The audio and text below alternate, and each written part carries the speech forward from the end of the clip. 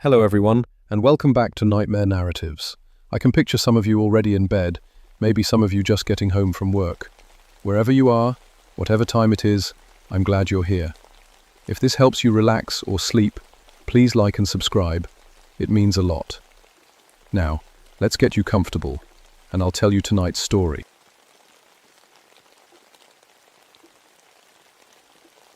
My name is Joshua Millwright, and I've been a park ranger in West Virginia for 14 years.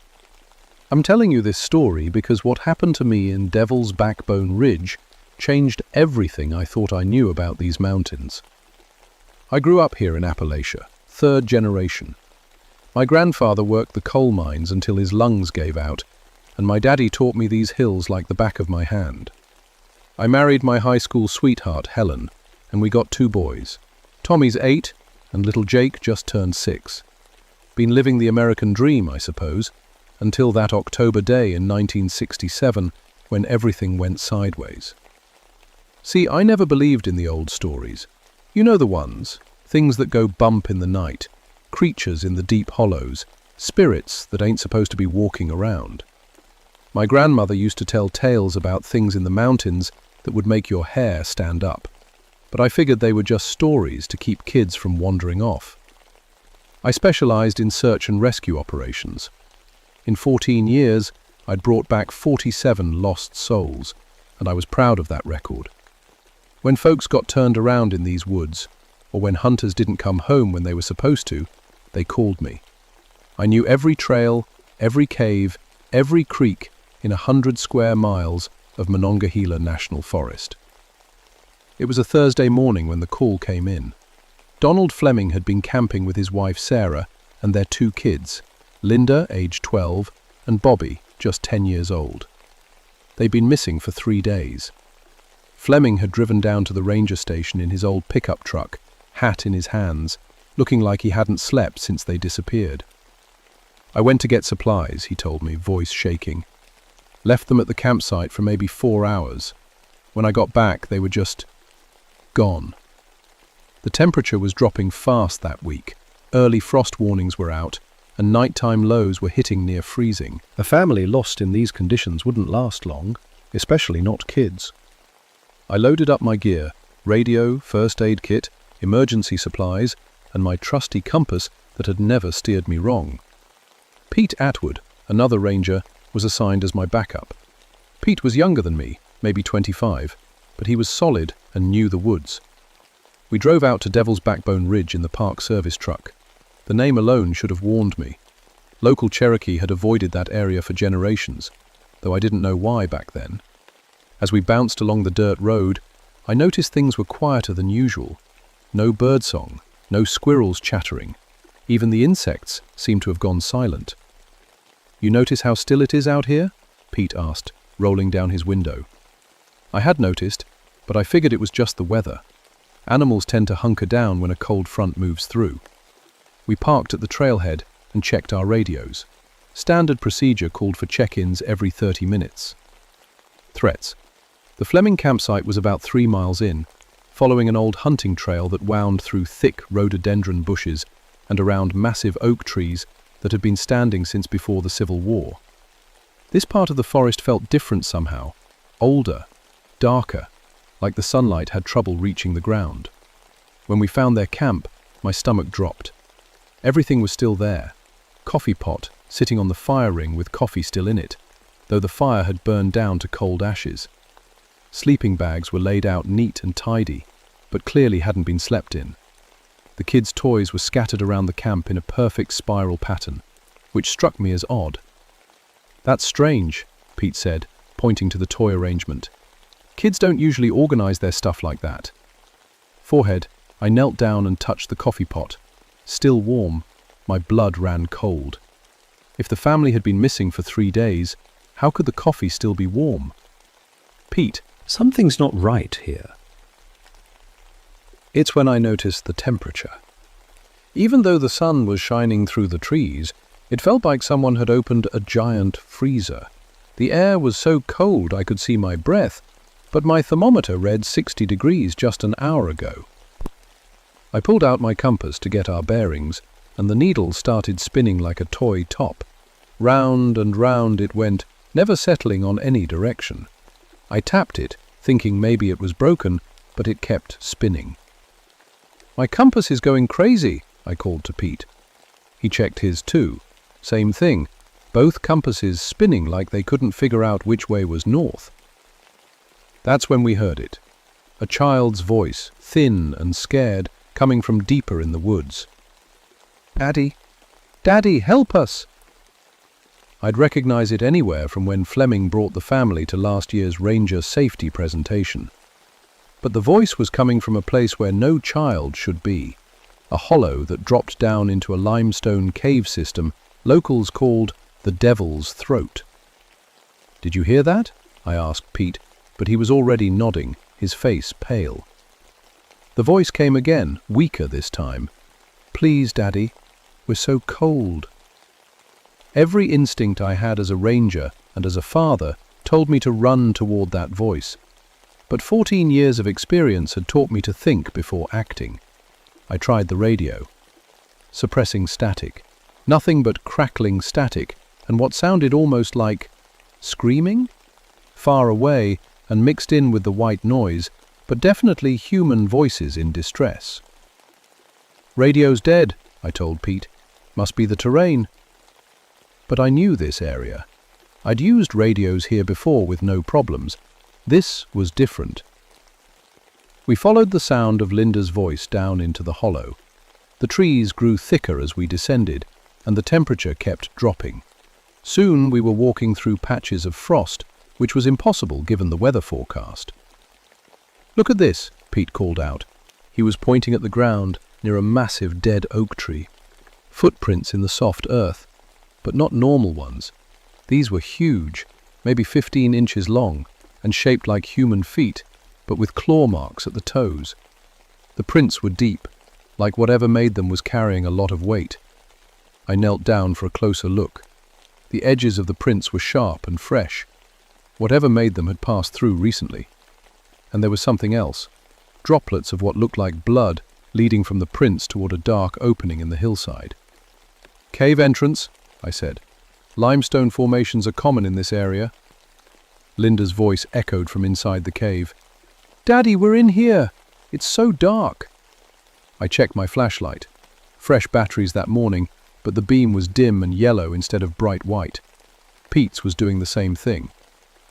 "We should wait for backup," Pete said, but his voice was uncertain. "Those kids have been missing 3 days," I replied. "If they're in that cave, they won't last another night." The cave entrance was narrow, just wide enough for one person. As we squeezed through, the temperature dropped another 20 degrees. Our breath came out in thick clouds. The cave opened into a larger passage. Our footsteps echoed strangely, like the sound was being stretched and twisted. The walls were covered in scratch marks, deep gouges in the limestone that would have taken incredible strength to make. "What kind of animal could do that?" Pete whispered. I ran my fingers along the gouges. They were fresh, with limestone dust still crumbling from the edges.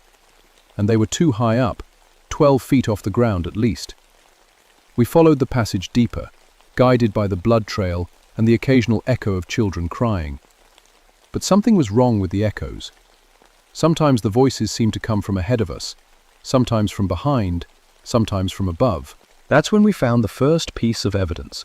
Sarah Fleming's red jacket, torn and bloody, hanging from a rock formation like someone had placed it there deliberately. "Mrs. Fleming!" I called out. No answer except our own voices bouncing back at us. Pete picked up the jacket with the tip of his flashlight beam. "Josh, look at this." The tears in the fabric weren't from catching on rocks. They were clean cuts, like from razor-sharp claws. And the blood was fresh, still damp. My flashlight started flickering. I banged it with my palm, but it kept dimming. Pete's went out completely. "We need to get out of here," he said. "Something's very wrong." But as we turned to go back, we realized we had a problem. The passage behind us looked different. Where there had been one tunnel, now there seemed to be 3. The cave system was bigger than we thought, with multiple passages branching off in different directions. "Which way did we come from?" Pete asked. I couldn't tell. In the dim light, all the passages looked the same. That's when we heard it. Not the children's voices this time, but something else. A sound like someone chewing, mixed with the crack of breaking bones. It was coming from deeper in the cave system. "What is that?" Pete whispered. Before I could answer, we heard Donald Fleming's voice echoing through the caves. But it was wrong somehow. Too deep, too hollow, like it was being spoken through a tube. "Boys, down here! I found them! They're hurt bad, but they're alive!" Relief flooded through me. We'd found them. But as we moved toward Fleming's voice, Pete grabbed my arm. "Josh," he said quietly, "didn't Fleming say he was at the ranger station when we left? How did he get here?"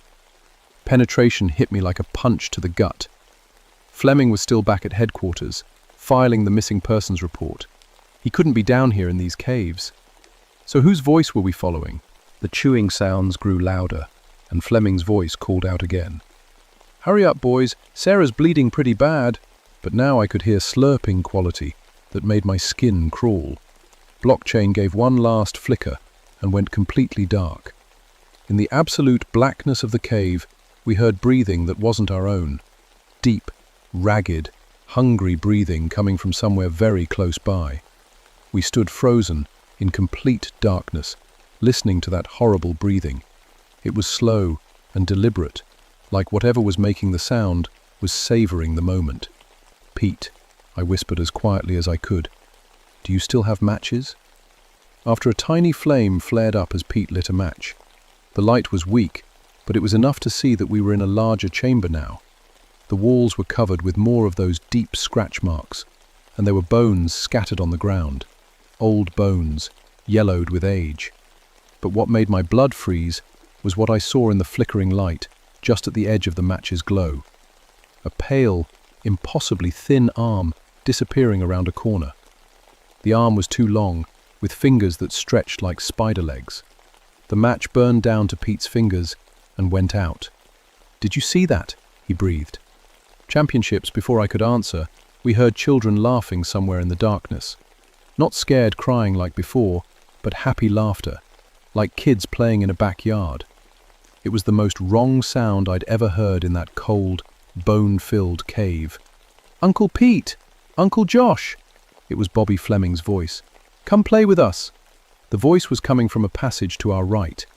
Pete lit another match, and we could see drawings on the walls, not cave paintings, but something carved deep into the rock. They showed stick figures, but the figures were eating other figures. Lots of them, Pete said, studying the carvings. Real old. As we moved deeper into the cave system, following the children's voices, I started noticing other things. Pieces of clothing hanging from rock formations, a hiking boot here, a torn shirt there. But the clothing looked like it came from different time periods. Some pieces looked modern, but others seemed much older. We found another chamber, this one bigger than the first. Our matches showed a horrifying sight, bones arranged in neat piles against the walls. Human bones. Skulls stacked like firewood, rib cages sorted by size. At the center of the room was something that looked like a throne, made entirely of human remains. "Jesus Christ," Pete whispered. "How many people died down here?" That's when we heard Donald Fleming's voice again, but now it was coming from right behind us. "Found you, boys," the voice said. "Been looking everywhere." We spun around, but there was no one there. Just darkness and the echo of that wet, hollow voice. Pete's hands were shaking as he lit another match. In the brief light, we saw more carvings on the walls. These weren't stick figures, though. These were detailed drawings of a creature. Tall, thin, with long arms and a mouth full of teeth. The creature in the drawings was feeding on human figures. "The kids aren't here," I said, the truth finally hitting me. They never were. "Then what have we been following?" Pete asked. His question was answered by a sound that came from everywhere at once. A noise like a dozen people trying to speak with their mouths full of food. The sound echoed off the cave walls and seemed to come from the ground itself. When it stopped, we heard a new voice. This one was clear and human, but it wasn't any of the Fleming family. "My name is Joshua Crane," the voice said. I've been waiting so long for company." The voice was coming from the throne of bones. As Pete lit another match, we could see a figure sitting there, tall, impossibly thin, with skin like old paper. It wore the rotted remains of clothes that might have been from the 1800s. "I came to these mountains in 1847, the creature said in a voice like breaking glass. "Winter was harsh that year. Food ran out. Had to make difficult choices." The match went out, but the creature kept talking in the darkness. Started with the cattle, then the horses. But that wasn't enough. The hunger. Oh, the hunger was so strong. My wife understood. My children understood. They gave themselves willingly in the end. Pete tried to light another match, but his hands were shaking too badly. The matchbook fell to the cave floor. "But the hunger never stops," the creature continued. "Every few years it comes back, stronger each time, and I have to feed it." That's when I understood. The Fleming family hadn't gotten lost. They'd been taken, and we weren't here to rescue anyone. We were here to be the next meal. "Pete," I whispered, "we need to run, now." But when I reached for where Pete had been standing, my hand found empty air. Somehow, in the darkness, he had vanished. "FedEx? Pete?" I called out. His voice came from somewhere above me. "Josh, help me." I looked up into the darkness and heard a wet, tearing sound, followed by Pete's scream. Then something warm and sticky dripped onto my face. Blood. I ran blindly through the cave passages, my hands stretched out in front of me, feeling my way along the walls. Behind me, I could hear that horrible chewing sound again, along with Pete's voice getting weaker and weaker. "Josh, don't leave me, please." But I kept running. God help me, I kept running. Proliferation. I stumbled into another chamber, this one smaller than the others. My hands found what felt like bundles on the ground, soft bundles wrapped in cloth. I didn't want to know what they were, but I had to check. My fingers found small bones, a child's skull, tiny rib cages. These were the Fleming children, or what was left of them. Prejudice. I heard footsteps. Slow, deliberate footsteps that echoed through the caves. And that voice, Joshua Crane's voice, getting closer. "Don't run," he called out. "The hunger is easier if you don't fight it. Your friend learned that." I fumbled in my pocket for my emergency kit and found a small flashlight I'd forgotten about. It gave off just enough light to see that this chamber had only one way out, back the way I'd come. I was trapped. The footsteps stopped just outside the chamber. In the weak light of my small flashlight, I could see a shadow on the wall, the outline of something that stood nearly 9 feet tall, with arms that hung down to the ground. "You have children," Joshua Crane's voice said. "I can smell them on you.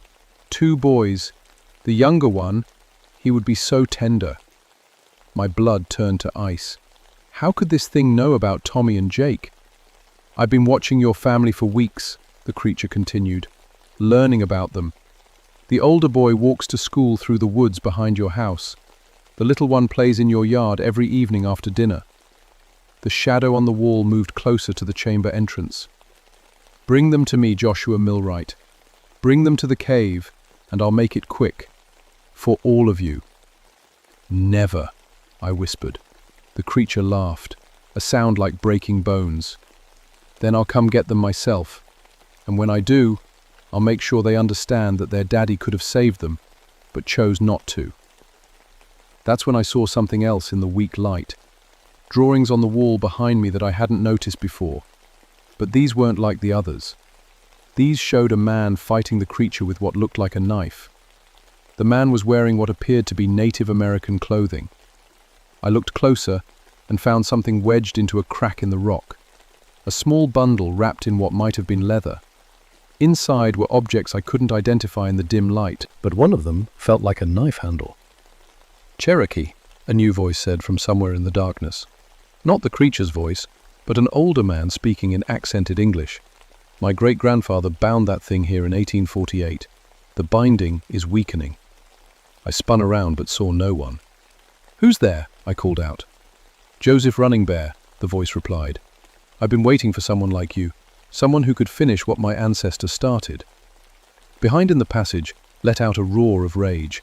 "The old man is dead, has been for 20 years. Don't listen to ghosts, Millwright." But Joseph's voice continued, calm and strong. "The binding ritual requires blood and silver and the right words. Everything you need is in that bundle." I opened the leather wrapping with shaking hands. Inside was a knife with a silver blade, some kind of dried plants, and a piece of birch bark with symbols carved into it.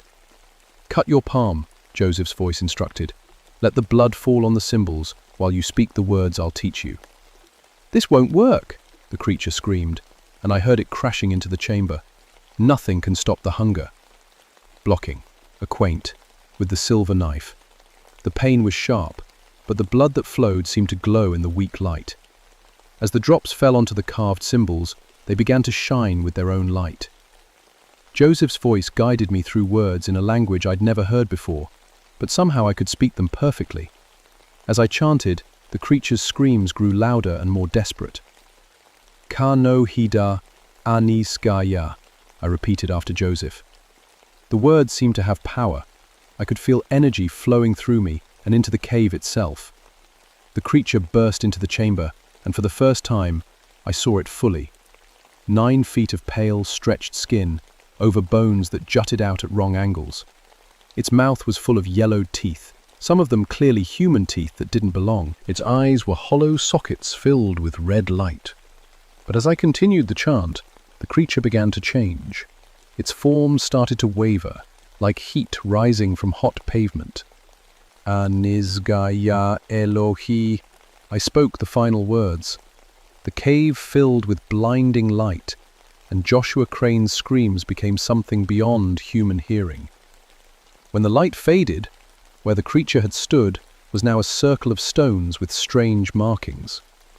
"It is done," Joseph Running Bear's voice said, "but not destroyed, only bound again. The binding will hold for many years, but not forever." "What does that mean?" I asked the empty chamber.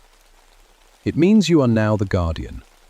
You must watch for signs that the binding is weakening, and when the time comes, you must teach another to do what you have done."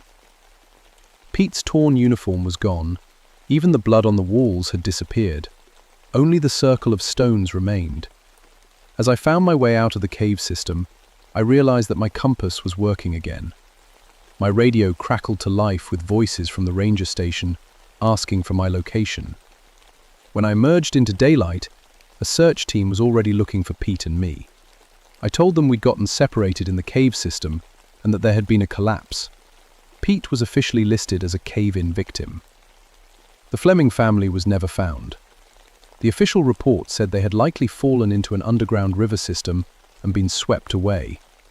But I knew the truth. That was 3 months ago, and everything has changed. I can't eat meat anymore. The smell of cooking beef or pork makes me violently sick. Helen thinks it's trauma from finding those bones in the cave, and maybe she's right, but it's deeper than that. Sometimes when I look at meat, all I can see are the small bones I found in that chamber. Blindness now, dreams in Cherokee, even though I don't know the language when I'm awake. In the dreams, I see other creatures bound in other places throughout these mountains, and I see other men and women like me, guardians watching over the binding sites, making sure nothing escapes. Joseph Running Bear came to visit me 2 weeks after the incident. Turns out he wasn't dead after all. That was his grandfather who died 20 years ago. Joseph is a Cherokee elder who lives on the reservation, and he's been watching the cave site for decades. "You did well," he told me over coffee in my kitchen, "but this is just the beginning." He explained that there are dozens of these entities throughout Appalachia, all bound by his ancestors in the 1800s, when settlers like Joshua Crane gave in to unnatural hungers. Most of the bindings are holding, but some are weakening as the modern world encroaches on sacred sites. "You're part of a network now," Joseph said. "Other rangers, other guardians. We keep watch. We keep the binding strong. And when necessary, We stop things that should not walk the earth. Helen filed for divorce last month. She says I've changed, become distant and cold. She's taking Tommy and Jake to live with her sister in Ohio. I tried to explain that I was protecting them by staying away. But how do you tell your wife that an ancient cannibal spirit threatened your children without sounding completely insane? Part is not being able to tell her the truth. Not being able to explain why I wake up screaming, why I can't touch meat, why I spend every free moment hiking back to Devil's Backbone Ridge to check on that circle of stones. Last week, I started training a younger ranger named Marcus Thompson. He doesn't know it yet, but I'm preparing him to take over when I'm too old to do this job.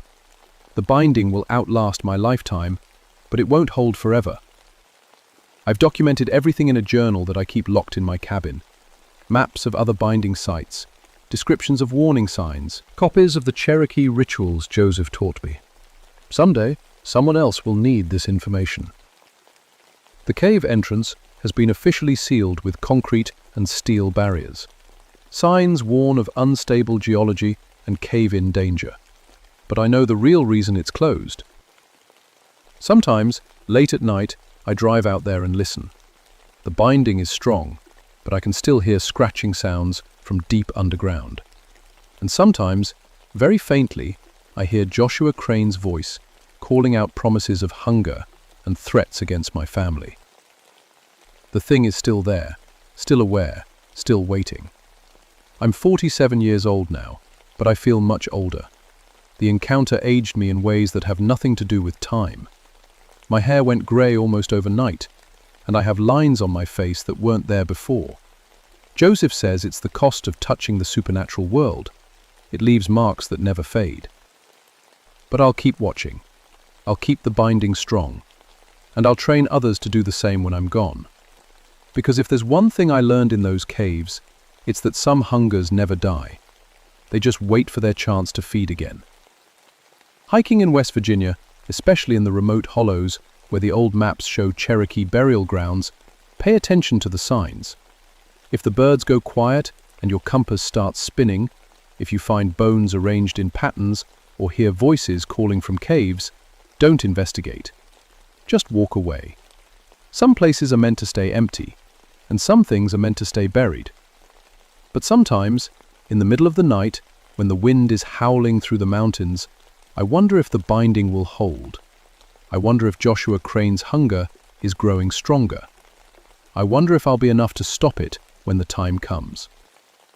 Because it's not a matter of if the binding will weaken, it's a matter of when. And I'll be waiting when it does.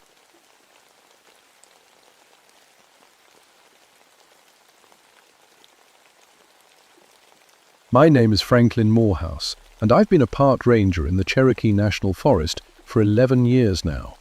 I love this job, the quiet mountains, the old stories, the way history sits heavy in these woods like morning fog. I have a PhD in Appalachian studies, but I chose the ranger life over teaching in some stuffy classroom. Out here, I can touch the past with my own hands. Seminated 1974 when everything changed. The leaves were just starting to turn, painting the ridges in soft reds and golds. I was sitting in my office at the visitor center when the call came in. "Frank, we got a problem up on Croatoan Ridge," said my supervisor, Bill Henderson. His voice sounded tight. "Someone's been messing with the historical markers. Third report this week."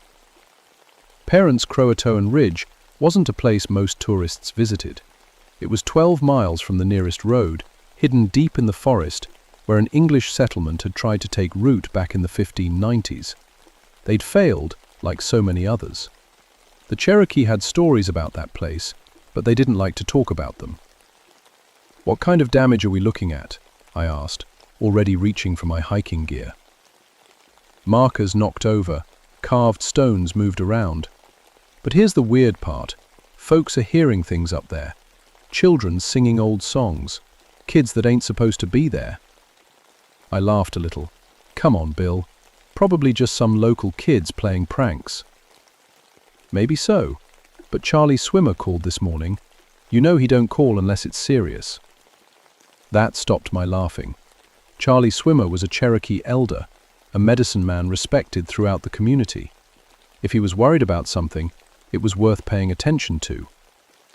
Fireplace, I packed my gear and headed out.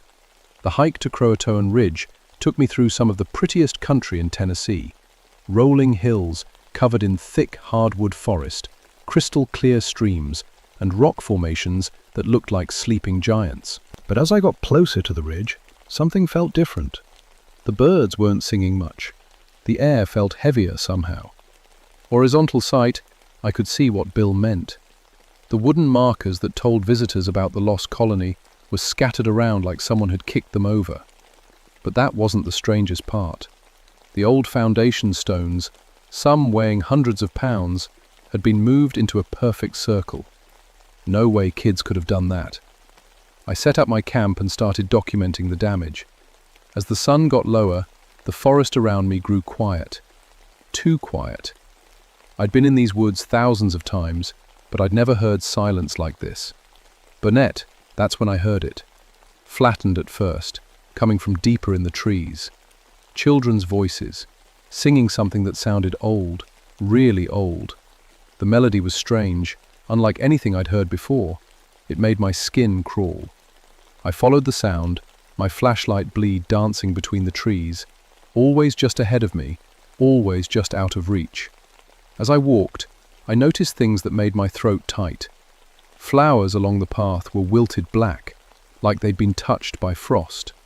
The temperature was dropping fast, too fast for a September evening. The singing stopped. I stood there in the sudden silence, my breath coming out in little white puffs. That couldn't be right.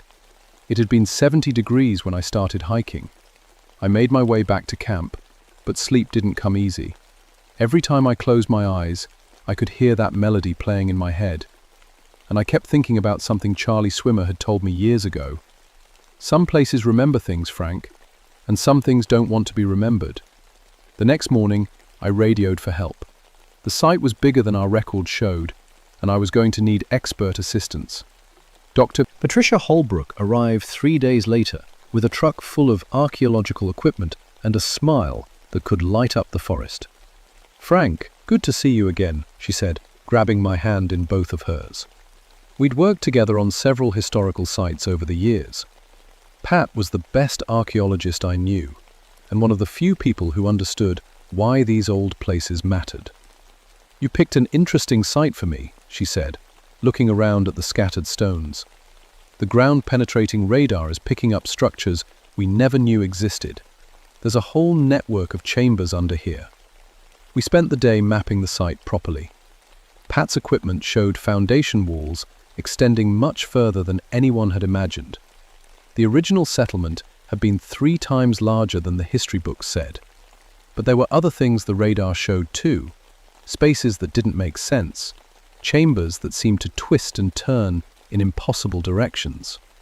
"Look at this," Pat said, pointing at her screen. "These underground areas, they're not random. They're arranged in patterns. Protective patterns, if I had to guess." Chapter afternoon, while Pat worked on the radar readings, I started digging around the foundation stones. About 3 feet down, I found something that made my hands shake. A small skeleton, clearly a child's, buried without ceremony in what looked like a hastily dug grave. Then another, and another. "Pat, you need to see this." She came over and knelt beside me. Her face went pale when she saw what I'd uncovered. These children, they weren't buried properly. No coffins, no grave goods, just thrown in the ground. Why would they do that? I don't know, but whatever happened here, it happened fast. "Look at this." She pointed to scratch marks on the bones. These children didn't die peacefully.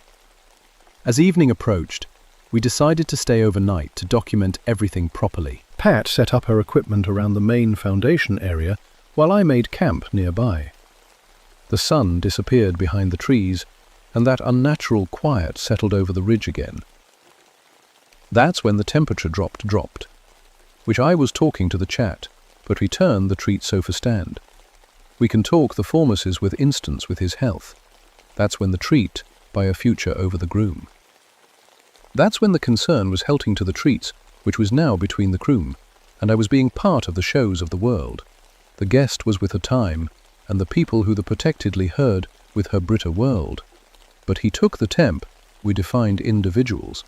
That's when the temperature dropped again, which was a treat from the croom, and the faction came in.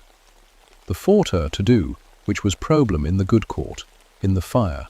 The right of the performance, but is not on the treat some of the croom, but is little different britter. She treat, which was cloused, and she short her.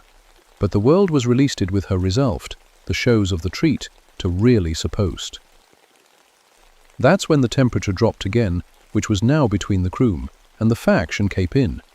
The first was working to the treats, which was wandered for the groom, which was cloused between the treat to grow enough, but he showed with the treat somewhere.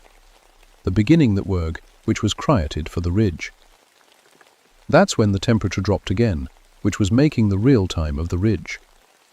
That's when the temperature dropped again, which was working to the treats to really supposed. It is discovered while the treat to really supposed. Per treat was alls to find 'em. That's when the temperature dropped. Jesus, what's with the cold? Pat asked, pulling her jacket tighter. It was 70 degrees 5 minutes ago. The answer came in the form of laughter, children's laughter, echoing through the trees like silver bells. But there was something wrong with it, something that made my stomach turn. Frank, do you hear that? Flushing for my flashlight. The beam cut through the darkness, and that's when we saw them. 3 children stood at the edge of our camp, a boy about 10 years old, and 2 girls who looked younger. They wore clothes that belonged in a history book, rough wool and linen, the kind of thing English colonists might have dressed their children in centuries ago. But these kids were pale, almost see-through, and their eyes were completely black. "Hello," the oldest girl said, her voice sweet and clear. "Are you here to play with us?" Pat grabbed my arm. "Frank, those are the children from the graves. I recognize the clothing fragments we found." The boy smiled, and his teeth looked too sharp. "We've been waiting such a long time for new friends. Won't you come play with us?" I stood up slowly, putting myself between Pat and the children. Something deep in my gut was screaming that these weren't children at all. Not anymore.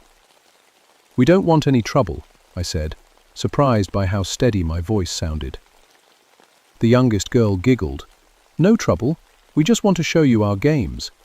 Our special games that we've been playing since the sickness took our parents." "What sickness?" Pat whispered. "The one that made us special," the boy said. "The one that made us hungry." The children started moving closer, and with each step, the temperature dropped another degree. My breath was coming out in thick, white clouds now. Pat's equipment started sparking and crackling. "Come with us," the oldest girl said, reaching out her hand. "Come see where we live now. Come see what we've built in the dark places under the earth." When I grabbed Pat's hand and ran. We didn't stop running until we reached my truck, but when I tried to start it, nothing happened. The engine was dead, and ice had formed on the windshield. "This isn't possible," Pat kept saying. "This just isn't possible." I led her to a ranger station about 2 miles away, an old cabin I used for equipment storage. We barricaded ourselves inside and waited for dawn. Pat spent the night staring out the window, watching for movement in the trees. "They followed us," she whispered around 3 in the morning. "I can see them out there, just standing, watching." I looked where she was pointing, but I couldn't see anything. That scared me more than if I had seen them. When the sun came up, we hiked back to the site. Our equipment was still there, but it had been rearranged. Pat's radar unit had been moved directly over one of the underground chambers. The screen was still on, showing readings that made her gasp. "Frank, look at this. The chamber system is active. I'm reading movement down there, lots of movement." I stared at the screen. According to the readout, there were dozens of figures moving through the underground spaces, figures the size of children. "We need to get down there," Pat said. "We need to see what's really happening." Every instinct I had screamed against it, but I knew she was right. Whatever was going on, we needed answers. We found the entrance hidden behind a cluster of fallen stones, a narrow opening that led down into total darkness. Pat went first with the flashlights, while I followed with a rope and emergency supplies. The tunnel sloped downward for about 50 feet, before opening into a chamber that took my breath away. The room was huge, carved from solid rock. The walls were covered in symbols I didn't recognize. Some looked Cherokee, others seemed European, and still others were completely alien. But what really got my attention were the toys. Turbulence of them. Dolls made from corn husks and cloth, wooden hoops, carved animals, marbles made from clay. They were arranged in neat little piles, like someone had just finished playing with them, and they looked fresh, like they'd been made yesterday instead of 400 years ago. Transporting. Pat, look at the walls. She swung her flashlight beam around, and we both saw them at the same time. Handprints. Hundreds of small handprints covering every surface. But these weren't ancient markings. The mud was still wet. "We need to leave," I said. "Right now." But when we turned to go, the children were there. All of them this time. Not just the 3 we'd seen before, but dozens of pale, black-eyed children in period clothes. They filled the tunnel entrance, blocking our way out. "You came to play," the boy said, his voice echoing strangely in the chamber. "We knew you would. Adults always do, eventually." Pat stepped forward, her scientific mind still working, despite the fear. "What happened to you? What happened to your parents?" The oldest girl smiled that terrible smile. "They got sick, just like you're going to get sick. The special sickness that makes you one of us." "What do you mean?" I asked. "The hunger," she said simply. "The need to feed, to take what keeps you warm and bright and alive. Our parents fed us for a while, but they got all used up. We've been so hungry since then, so very, very hungry." That's when I understood. These things, whatever they were now, had killed their own parents, drained them somehow, and they'd been waiting down here for centuries, looking for new food. Pardon Sant suddenly gasped and grabbed her throat. I can't breathe properly." Lend as I could see what was happening. The color was draining from her skin, and her breath was coming out in short, shallow puffs. The children were doing something to her, feeding on her somehow. "Stop it!" I shouted. "Blankets," the boy laughed. "We're just playing. Don't you want to play too?" I grabbed Pat and pulled her toward a side tunnel I'd noticed, one the children hadn't blocked yet. We ran through narrow passages carved from stone, Pat getting weaker with every step. Behind us I could hear the children singing that horrible old song, their voices echoing off the walls. The tunnel led to another chamber, smaller than the first. This one was different though. The walls were covered in Cherokee symbols, and there were items I recognized from tribal ceremonies: sage bundles, eagle feathers, carved totems. Someone had made this place into a shrine. Center of the room sat an old Cherokee man I'd never seen before. He was ancient, with long white hair and skin like weathered leather. He looked up at us with eyes that seemed to hold all the wisdom of the mountains. "About time you got here," he said calmly. "I've been waiting." "Hugh?"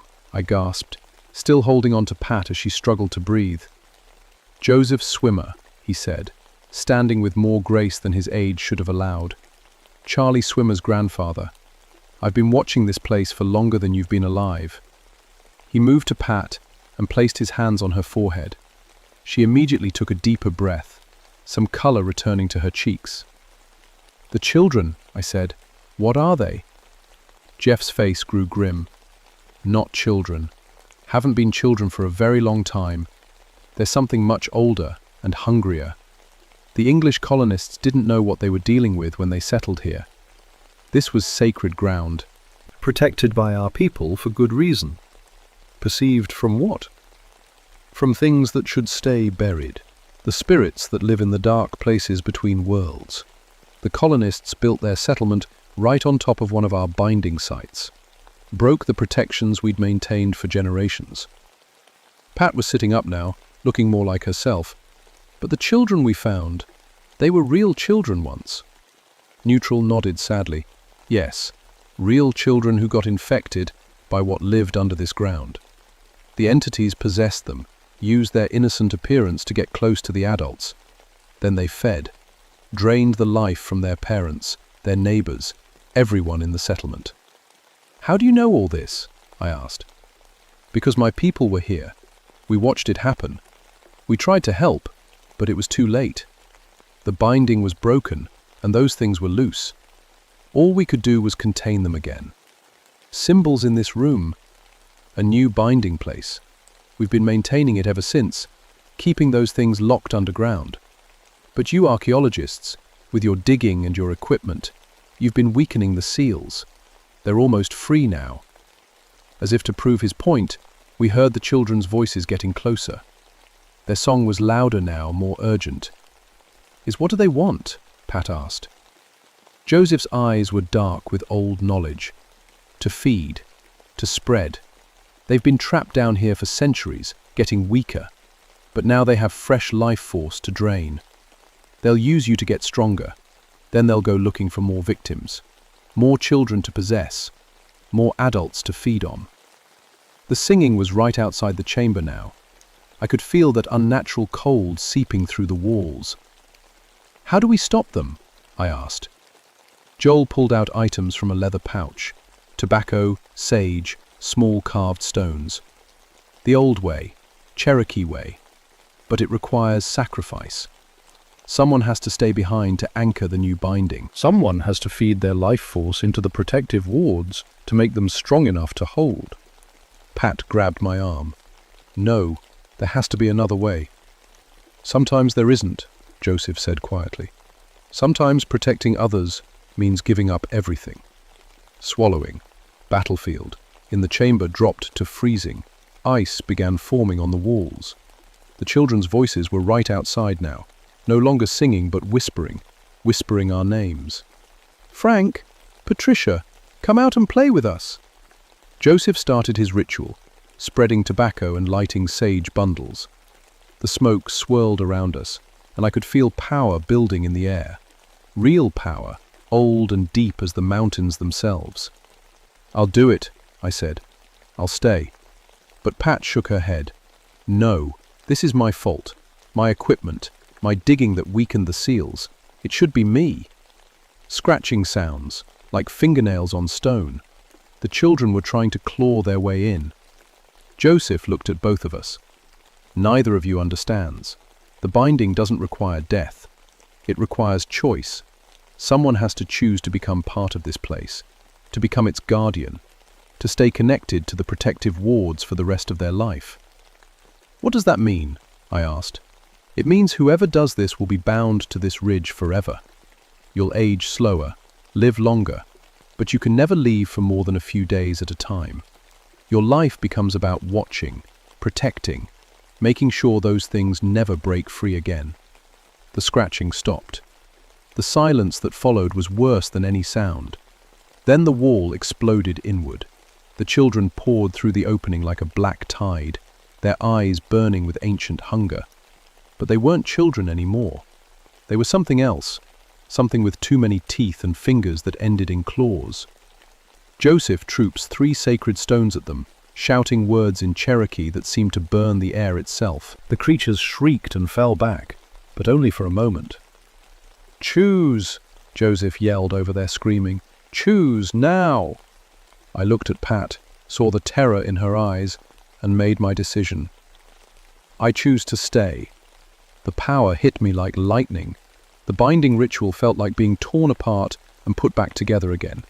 I could feel my life force connecting to every tree, every stone, every blade of grass on Croatoan Ridge. The Cherokee protections flowed through me, became part of me.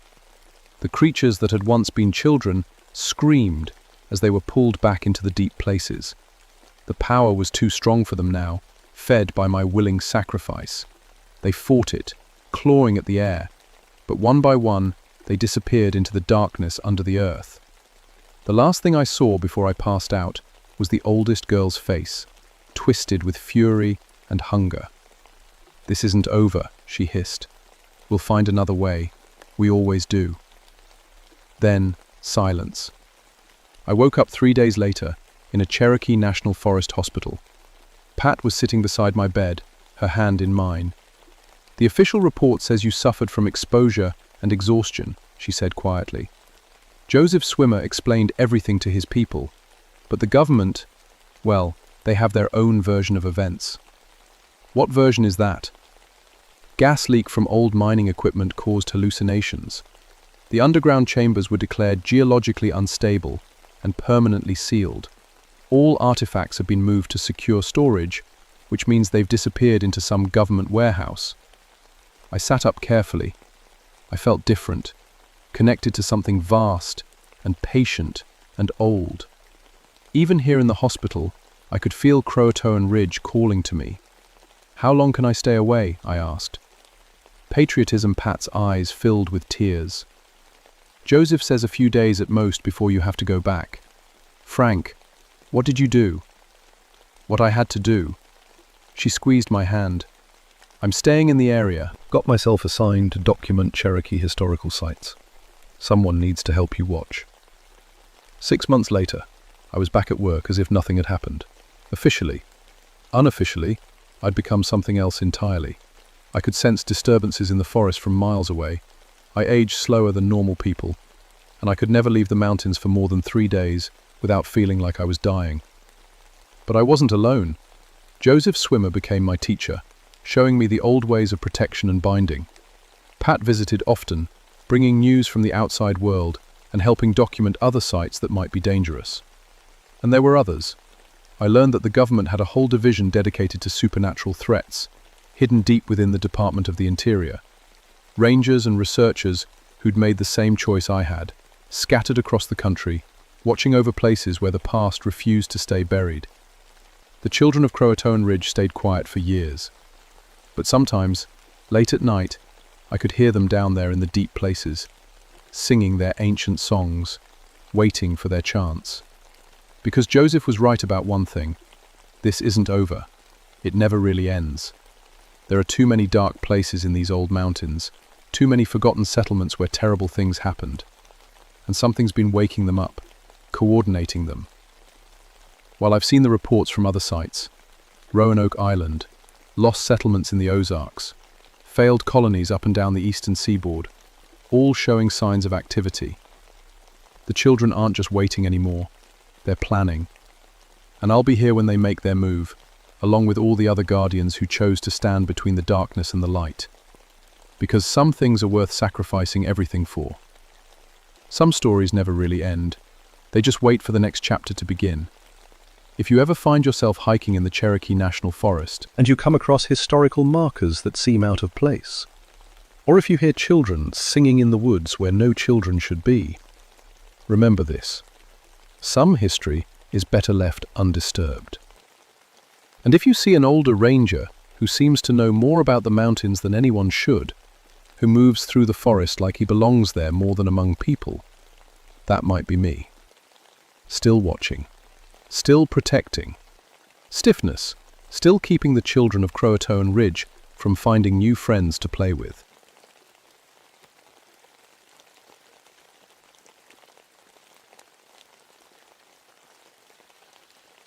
My name is Samuel Birchwood, and I've been a ranger at Daniel Boone National Forest for 17 years. I've pulled dead bodies out of caves, rappelled down cliff faces in thunderstorms, and once spent 3 days tracking a lost hiker through a blizzard. I thought I'd seen everything these Kentucky woods could throw at me. Was wrong. It started on a Tuesday morning in November 1983. The leaves had turned that deep amber colour that makes tourists drive up from Louisville with their cameras. I was sitting in my office, working through paperwork, when the call came in. "Sam, we got a problem." It was my supervisor, Jim Crawford. His voice had that tight edge that meant serious trouble. "Missing persons report. 4 college kids from UK, down in the cave system near Red River Gorge." I grabbed my gear bag. Cave rescues were my specialty, had been since I started working these hills. My daddy and his daddy before him had been rangers here, and they'd taught me every tunnel and crack in the limestone. "Been missing?" I asked, loading my truck. 3 days. geology students doing some kind of research project. Last radio contact was Sunday night. That made my stomach twist. 3 days in those caves meant hypothermia, dehydration, or worse. The cave systems around Red River Gorge were like a maze underground. Easy to get lost, easier to get hurt. I drove out to the cave entrance they'd been exploring. It was one I knew well. We called it Morrison Cave, after the family that used to own the land. The students' cars were still parked at the trailhead. Their equipment was laid out neat and organized near the cave mouth, like they'd just stepped inside for a quick look. That's when I noticed something odd. Their rope was still anchored at the entrance, disappearing down into the darkness. But it was tied in knots I'd never seen before. Complex, twisted things that looked almost decorative. No caver I knew tied knots like that. Plausible. I called down into the cave. "Hello? UK geology team, can anyone hear me?" My voice echoed back, but there was something wrong with the echo. It sounded like it was coming from too far away, like the cave was much deeper than I remembered. I checked my gear one more time. Headlamp, backup light, rope, first aid kit, radio, everything a cave rescue required. I'd done this hundreds of times. But as I started down into Morrison Cave that morning, something felt different. The air was too cold for November. The limestone walls looked wrong somehow, like they'd been scratched or carved. And there was a smell. Not the usual cave smell of damp earth and bat droppings. This was something else. Something old. I called Jim on my radio. "Base, this is Birchwood. I'm going down. Cave entrance shows signs of unusual activity. Send backup in 2 hours if you don't hear from me." "Kinemise, copy that, Sam. Be careful down there." I hooked my rope to the anchor point and started my descent. The familiar weight of my gear felt comforting as I dropped into the darkness. My headlamp beam cut through the black, showing the rough limestone walls and the narrow passage ahead. After about 50 feet, the cave opened into a chamber I'd explored dozens of times before. Except it looked different now. Bigger. The ceiling seemed to stretch higher than my light could reach, and passages led off in directions that shouldn't have existed. That's when I heard it. Congressional. A voice. Soft, like a woman humming. It seemed to come from everywhere and nowhere, echoing off the walls in a way that made my skin crawl. Play back and listened hard. Just the drip of water and the sound of my own breathing. But I could swear I'd heard something. Discriminate. "Hello?" I called out. "UK geology team?" Came again, clearer this time. Definitely a woman's voice, but the tune was old-fashioned, like something my grandmother might have sung. It was coming from deeper in the cave. I checked my compass. The needle was spinning slowly, like it couldn't decide which way was north. I tapped it, thinking maybe I damaged it on the way down, but it kept spinning. Behind the sudden silence, I heard something that made my blood run cold. Scratching sounds, like fingernails dragging across stone. They seemed to come from all around me, from the walls themselves. I swept my light across the chamber, looking for the source. The scratching stopped. On the wall directly in front of me, carved deep into the limestone, were fresh letters. They looked like they'd been scratched there moments before. "Tell old Jack Bell his time has come." I stared at those words, my mind racing. Jack Bell was my grandfather's name. He'd died 15 years ago. Nobody called him Jack except family, and nobody alive knew he'd once explored these caves as a young man. The temperature in the cave suddenly dropped. I could see my breath in the beam of my headlamp. Ice crystals started forming on the walls, which was impossible 60 feet underground in November. That's when I decided to call for backup. I keyed my radio, but all I got was static. The signal should have been strong this close to the entrance, but something was interfering. I tried again, adjusting the frequency, but nothing came through except white noise that sounded almost like whispering. I decided to continue the search. 4 kids were down here somewhere, and whatever was happening to me, they were probably experiencing it too, maybe worse. by the largest passage leading deeper into the cave. My rope played out behind me as I moved carefully through the tunnel. The walls here were covered in scratches, not random marks, but deliberate patterns, almost like writing, but in no language I recognized. The passage opened into another chamber, this one smaller and more familiar. I'd been here before during training exercises, but something was different. In the center of the room, where there used to be a small pile of rocks, someone had built a careful arrangement of stones. They formed a perfect circle, with strange symbols scratched into each rock. Inside the circle were 4 backpacks, modern ones, with University of Kentucky patches. I approached carefully, my light sweeping the area for any sign of the students. The backpacks were arranged neatly, like someone had placed them there on purpose. I opened the nearest one and found a wallet with a student ID. Jenny Morrison, age 20, geology major. Her notebook was still inside, filled with careful drawings of rock formations and cave maps. But the last few pages were different. The writing got more frantic, the letters bigger and shakier. I read the final entry by the light of my headlamp. November 13, day. Can't find the way out. Passages keep changing. Sarah swears the tunnel we came through isn't there anymore. Mike is talking to himself, says he can hear his dead sister calling him. The scratching sounds won't stop. Something is in here with us. Something that knows our names. The voice is getting stronger. It knows things about us. Personal things. It told Sarah about her father's drinking problem. It told Mike about the accident he never told anyone about. It's learning from us. Going to try the Eastern Passage. If anyone finds this, don't come looking for us. Get out while you can. Tell our families we love them. Kate is calling again. She wants to teach us something. She says we're special. Notebook slipped from my hands as I read that name. Kate. My grandfather used to tell stories about the Bell Witch, an old Kentucky legend from the 1800s about a spirit that tormented a family in Robertson County. The witch's name was Kate, but that was just a story, a legend. The humming started again, closer this time. It was coming from a passage I hadn't noticed before, one that definitely hadn't been there on my previous visits to this chamber. My compass was still spinning wildly, and now my watch had stopped working too. Followed the chants deeper into the cave. The passage was narrow, forcing me to crawl in some places.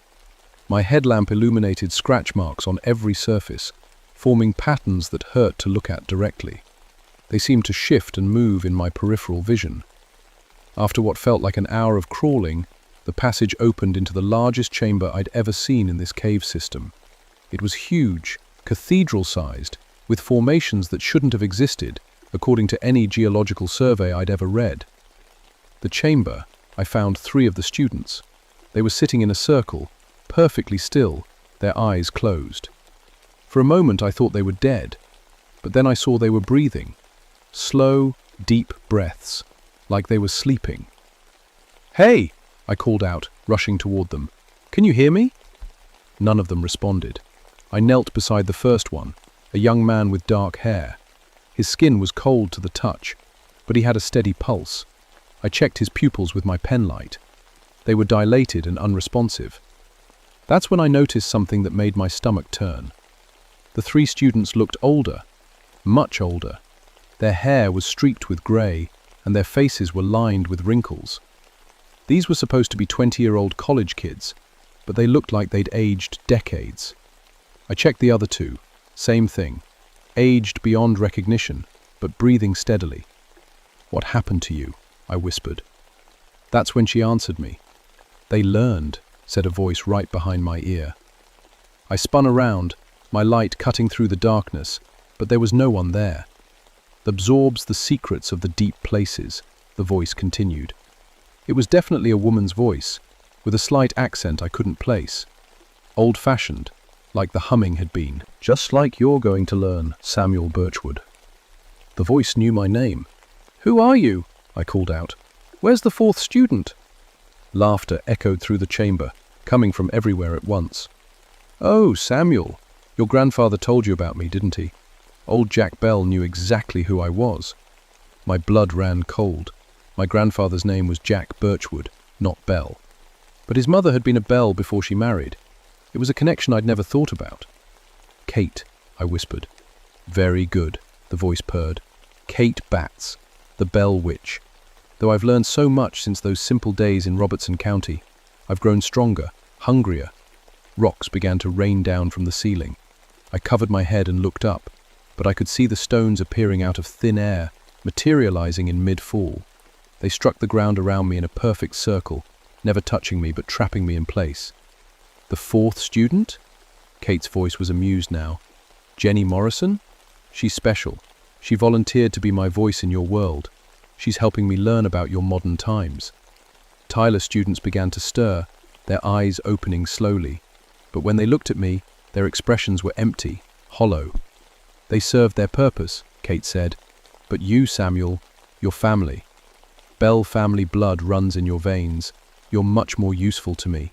The students stood up in unison, moving like puppets on strings. They began to walk toward me, their aged faces blank and emotionless. I grabbed my radio and tried one more time to call for backup. This time, instead of static, I heard Kate's laughter coming through the speaker. "No one's coming to help you, Samuel. This is between family now." I backed away from the approaching students, my mind racing. The aged geology majors moved with jerky, unnatural steps, like marionettes controlled by an amateur puppeteer. Their eyes were completely white now, no iris or pupil visible. I demanded. Kate's laughter filled the chamber. "I gave them what they wanted. Knowledge. They came here seeking secrets of the earth, and I showed them truths that mortal minds aren't meant to hold. The knowledge aged them, consumed them from inside." I reached the wall of the chamber and could retreat no further. The three students stopped just a few feet away, swaying slightly. Their mouths opened in unison. "Join us, Samuel," they said in Kate's voice. "Your bloodline makes you perfect. The Bell family always had potential for the supernatural." "I'm not a Bell," I said, trying to keep my voice steady. "My name is Birchwood." "Names change," Kate replied through the students. "Blood doesn't. Your great-great-grandmother was Elizabeth Bell, sister to old John Bell himself, the one I tormented so deliciously in Tennessee. You have the gift, Samuel, the ability to bridge the world of the living and the dead." Perpendicular. The students raised their hands toward me, and I felt something pulling at my mind. Images flashed before my eyes, scenes from the 1800s, a farmhouse in Tennessee, a family cowering in terror as an invisible force threw furniture and whispered threats. But these weren't just stories. I was seeing them through Kate's eyes, feeling her satisfaction as she terrorized the Bell family. I was experiencing her memories. "You see?" Kate whispered in my mind. "You can touch my realm already. With proper guidance, you could become so much more." I fought against the visions, focusing on the present. My training kicked in. I was a rescue ranger. My job was to get these people out alive. "Where's Jenny Morrison?" I asked, while the students' heads turned toward a passage I hadn't noticed before. It was behind a formation of flowstone that definitely hadn't been there when I entered the chamber.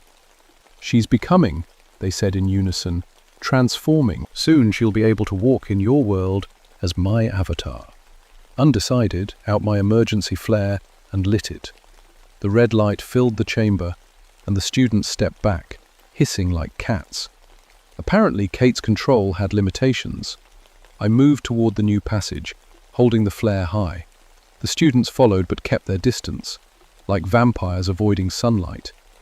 Passage was narrow and led steadily downward. The walls here were covered in what looked like Cherokee petroglyphs, but they were moving, shifting in the flickering light of my flare. Some showed human figures. Others depicted a massive shadow with reaching arms. I could hear Jenny Morrison before I saw her. She was singing, the same old-fashioned tune I'd heard Kate humming, but in a young woman's voice. It was beautiful and terrifying at the same time. The passage opened into a smaller chamber, and there she was. Jenny Morrison sat cross-legged in the center of the room, but she looked wrong. Her skin was pale as milk, almost translucent, and I could see dark veins underneath like a spider web. Her blonde hair had turned white, and her eyes were solid black. She was holding something in her hands, a small stone covered in symbols. As she sang, the symbols glowed with a cold blue light. "Jenny?" I called softly. She stopped singing and looked up at me. When she smiled, her teeth were sharp and pointed. "Hello, Cousin Samuel," she said in Kate's voice. Jenny was kind enough to lend me her body. She's still in here, screaming. Would you like to hear her? Contorted, and suddenly she spoke in her own voice, young and terrified. "Help me! She's inside my head! She won't let me!" Kate's personality slammed back into control. "Quiet, child. Adults are talking." I held up the flare. "Let her go." "Oh, I don't think so. Jenny Morrison has a very special gift. She can channel spiritual energy through her living body." It took me weeks to find someone with a proper sensitivity. Her grandmother was Cherokee, you see. Indigenous bloodlines often carry the old gifts. Made Jenny stand up, moving her like a puppet. The possessed girl began to walk toward me. "But you, Samuel, you're even better. Bell blood and Cherokee heritage through your great-grandfather's line. You could host me completely, give me a permanent foothold in this world." My radio crackled to life. Through the static, I heard a familiar voice. "Sam? Sam, if you can hear me, I'm coming down. Alice Thornton, backup ranger. Jim sent me when you missed your check-in." Stabilized through Jenny. More playmates. How wonderful. The possessed girl raised the glowing stone, and the chamber began to shake. Dust and small rocks fell from the ceiling. "I'm sealing the cave," Kate announced. "No one leaves until I have what I want." Through my radio, I heard Alice's voice again, now urgent. "Sam! The cave entrance just collapsed. I'm trapped down here too." Kate clapped Jenny's hands together like a delighted child. "Alice Thornton. I know all about her. Cherokee grandmother, psychic sensitivity, trained in both modern rescue techniques and traditional spiritual practices. She's been investigating supernatural incidents unofficially for years." I realized Kate had been planning this. She'd lured the college students here first, then used them to draw me in. Now she had both rangers she needed. "What do you want?" I asked. "Freedom," Kate said simply. "I've been bound to these caves for over a century, trapped by Cherokee magic and Christian prayers. But the barriers are weakening. Tourism, development, modern excavation, all of it disrupts the old protections. Soon, I'll be free to walk the world again." Windshield Jenny's body began to change more dramatically. Her fingernails grew into claws, and her spine elongated, forcing her to hunch forward. Kate was reshaping her host. "Unquestioned," Kate continued, "I need anchors in your world, bodies that can channel my power. Jenny was just practice. You and Alice will be my true vessels." The radio crackled again. "Sam, can you hear me? I found something down here. Cherokee warning symbols. This place is under spiritual quarantine." Keyboards snarled through Jenny's transformed mouth. That meddling bloodline, always trying to contain what they don't understand. She shook again, more violently this time. Cracks appeared in the limestone walls. "Your friend Alice is closer than she knows," Kate said. "She's found the old binding chamber. But she doesn't know the words to renew the seals. Only I know those words now." I saw my chance. If Alice was at the binding chamber, maybe together we could figure out how to contain Kate again. But first, I had to get past Jenny. The flare was burning down to nothing. In a few minutes, I'd be in total darkness, with whatever Kate had turned Jenny Morrison into. I made my decision and ran. Baptized, I sprinted through the narrow passage as Kate's shriek of rage echoed behind me. Jenny's transformed body was fast, but the tight confines of the tunnel worked in my favor. I could hear her claws scraping against the limestone as she pursued me. My dying flare cast wild shadows on the cave walls as I ran. The petroglyphs seemed to writhe and dance in the flickering light, and I could swear some of them were trying to communicate with me, warnings in a language I almost understood. I burst into the main chamber where I'd left the 3 aged students. They were gone, vanished completely, along with their backpacks. Only the stone circle remained, and it was glowing now with the same cold blue light I'd seen in Jenny's hands. My radio crackled. "Sam, I can see your light. I'm in the chamber with the Cherokee symbols." I followed the sound of Alice's voice through a passage I was sure hadn't existed when I first entered the cave. The tunnel walls here were covered in fresh scratch marks that spelled out words in English. Family, blood, binding, freedom. Found Alice Thornton in a circular chamber carved entirely by human hands. The walls were covered floor to ceiling with Cherokee petroglyphs, and in the center of the room was a depression in the stone floor, filled with what looked like charcoal and burned bones. Alice was kneeling beside the depression, studying the symbols with a small notebook. She looked up when I entered, and I saw she was younger than I'd expected, maybe 30, with long dark hair and intelligent brown eyes. "Sam Birchwood?" she asked. "Thank God you're alive. Jim Crawford sent me when you missed your check-in. What the hell is happening down here?" "How much do you know about Cherokee spiritual practices?" I asked urgently. "More than most rangers," she admitted. "My grandmother was Eastern Band Cherokee. She taught me some of the old ways before she died. Why?" The chamber suddenly filled with Kate's laughter. It seemed to come from the walls themselves. "How touching," Kate's voice echoed around us. "A family reunion. Alice Thornton, your grandmother was Sarah Cornsilk. She helped bind me to these caves in 1847, after I grew too strong for the Tennessee seals to contain." Alice went pale. "That's impossible. My grandmother never mentioned—" "Didn't," Kate interrupted. "The fewer people who knew the truth, the stronger the binding. But she taught you the old words, didn't she? The prayers of protection? The songs of power?" I grabbed Alice's arm. "We need to get out of here. There's something else down here. Something that's possessed one of the missing students." Alice shook her head. "The cave entrance collapsed. I barely made it through before the rocks came down. We're trapped." Kate's grew louder. "Old times." The temperature in the chamber plummeted. Our breath turned to fog as frost began forming on the ancient symbols covering the walls. "This is the original binding chamber," Alice said, studying the petroglyphs. "These symbols, they're a containment spell. But they're old, maybe 200 years. The power is fading." "Alternating? Can you renew them?" I asked. "I'd need to remember my grandmother's songs, and I'd need—" She trailed off, looking at the burned bones in the stone depression. "I'd need a blood sacrifice. Cherokee blood." Voice turned seductive. "Or you could simply join me, Alice Cornsilk Thornton. Your grandmother denied me, but you don't have to. I could give you power beyond imagination, knowledge of all hidden things." Images flooded my mind, visions of myself and Alice walking through the forest, but changed. Our eyes glowing with supernatural light, our hands wreathed in blue fire. Kate was showing us what we could become. Alice gasped, seeing the same visions. "She's in my head." "The Cherokee blood makes you sensitive to my realm," Kate explained. "But the Bell blood in Samuel makes him the perfect anchor. Together, you could be my generals in the coming war."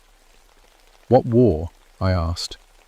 The chamber filled with new voices, dozens of them, all speaking at once. I recognized some from local legends. The Beast of Bladenborough, the Fook Monster, the Pope Lick Monster, all the creatures that haunted Appalachian folklore. "We are legion," they said in unison, "bound and imprisoned by settlers' prayers and indigenous magic. But the barriers weaken as faith fades and old knowledge is forgotten. Soon we will be free to reclaim what was taken from us." Alice was studying the symbols frantically. "The binding isn't just for Kate," she said. "This chamber is a keystone. If it fails, every supernatural entity in the Appalachians goes free." Kate's voice turned threatening. "Choose quickly. Serve me willingly, or watch your world burn as my armies are unleashed." Sounds from the passage we'd entered through. Jenny Morrison emerged into the chamber, but she was barely human anymore. Kate had continued reshaping her, twisting her into something that looked like a cross between a woman and a cave-dwelling creature. Her eyes glowed blue, and her claws left deep gouges in the stone floor. "Time's up," Kate said through Jenny's deformed mouth. Alice suddenly stood up, her eyes bright with realization. "I remember the songs. My grandmother made me memorize them, said they were just old Cherokee lullabies, but they weren't lullabies at all." She began to sing in Cherokee, her voice clear and strong. The symbols on the walls began to glow in response, pulsing with golden light that pushed back against Kate's cold blue radiance.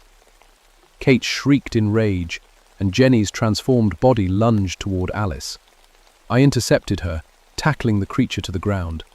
Her claws raked across my chest, tearing through my jacket and shirt, but I held on. "Keep singing!" I yelled. Alexander's voice grew stronger, and I could feel power building in the chamber. The Cherokee symbols blazed brighter, and the stone depression in the center began to smoke. Kate fought back with everything she had.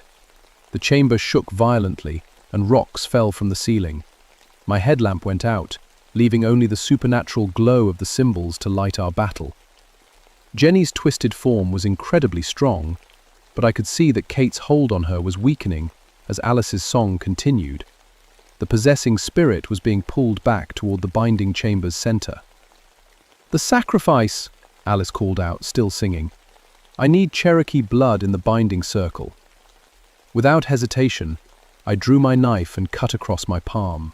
My blood, carrying both Bell and Cherokee heritage, dripped onto the burned bones in the stone depression. The effect was immediate and dramatic. Golden fire erupted from the binding circle, racing along lines carved in the chamber floor that I hadn't noticed before. The Cherokee symbols on the walls flared so brightly I had to shield my eyes. Kate's scream of rage and frustration was deafening. Jenny's transformed body convulsed as the possessing spirit was torn away from her host. "This isn't over," Kate's voice echoed as she was pulled back into the spiritual realm. "The barriers weaken every day. I will find another way." The supernatural fire reached every symbol in the chamber, renewing the ancient binding with my blood and Alice's sacred songs. I felt something snap into place, like a door slamming shut and locking. Jenny Morrison collapsed, her body rapidly returning to its normal human form. The cold blue light faded, leaving only the warm golden glow of the Cherokee magic. Alice finished her song and slumped against the wall, exhausted. "It's done. The binding is renewed." I knelt beside Jenny and checked her pulse. She was breathing normally, and the terrible transformations Kate had inflicted were gone. She looked like a normal, 20-year-old college student again, but I knew our troubles were far from over. Jenny Morrison woke up 3 hours later in the hospital in Stanton. She had no memory of her possession, which the doctors attributed to severe hypothermia and trauma. Her parents drove up from Louisville and took her home. She switched her major to art history and never spoke publicly about what happened in the caves. The official report listed the incident as a cave-in caused by geological instability. The 3 other students were found near the entrance, suffering from exposure and memory loss. They recovered physically, though they all seemed to age a few years during their ordeal. The cave system was permanently sealed for public safety. But Alice Thornton and I knew the truth. "Parafran-mother left me more than just songs," Alice told me a week after the incident. We were sitting in my ranger station, going through her grandmother's old papers. She kept records. Kate isn't the only entity bound in these mountains. There are dozens of them, maybe hundreds. She showed me a hand-drawn map of Kentucky, Tennessee, and West Virginia. It was covered in symbols marking caves, old homesteads, and burial grounds where supernatural entities had been contained over the centuries. The Cherokee and other tribes knew about them long before European settlers arrived, Alice explained. They developed methods to bind dangerous spirits to specific locations. When the settlers came, some learned these techniques and helped maintain the containments. "But the knowledge is being lost," I said, understanding the implications. "Exactly. Every generation, fewer people know the old ways. The bindings weaken without proper maintenance, and modern development disturbs the sites." I looked at the map more carefully. There were marked locations all through the Daniel Boone National Forest. Some I recognized as places where strange accidents had occurred over the years. Unexplained disappearances, equipment failures, animals found dead for no apparent reason. "We need to do something about this," I said. Alice nodded. "My grandmother's papers mention others, rangers, tribal elders, descendants of old families who still remember parts of the truth. There's a network, Sam. People who've been quietly maintaining these bindings for generations." Over the next few months, Alice and I made contact with this hidden network. We learned about the Department of Interior's classified supernatural division, established after World War II, when military operations in remote areas encountered too many unexplained phenomena to ignore. We were officially transferred to a special unit tasked with monitoring and maintaining supernatural containment sites across the Appalachian region. Our cover story was environmental protection work, but our real job was much stranger. I spent the next 5 years learning Cherokee protection rituals from Alice's relatives. She taught me to recognize the signs of weakening bindings and how to perform emergency renewals. Together, we mapped every known containment site in our region and established protocols for regular maintenance. The work was dangerous. Some entities were stronger than Kate, and others had different abilities entirely. We lost 2 team members in Virginia when a binding failed completely, and it took 6 Cherokee spiritual warriors working together to recontain what had escaped. Also saved lives. Dozens of them, probably hundreds if you count the people who might have died if these entities had broken free. Alice eventually became the regional coordinator for supernatural containment operations. I stayed in the field, training new rangers who showed the right combination of bloodline heritage and mental stability to handle the truth. Never married, but we became partners in a way that went deeper than romance. We were guardians, carrying on an ancient responsibility that most people couldn't even imagine. Kate never stopped testing her binding. Every few months, we'd get reports of strange activity in the sealed cave system. Voices echoing from impossible depths, equipment malfunctions, temperature anomalies. But the Cherokee symbols held strong, powered by the renewable binding Alice and I had performed. Sometimes, late at night when I'm patrolling the forest alone, I can still hear Kate's voice on the wind. She whispers promises and threats, trying to find some crack in my resolve. She knows things about my life, my family, my fears that no one should know.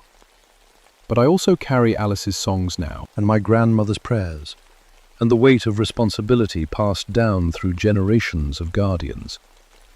I know what happens when the barriers fail. The network Alice discovered is larger than we originally thought.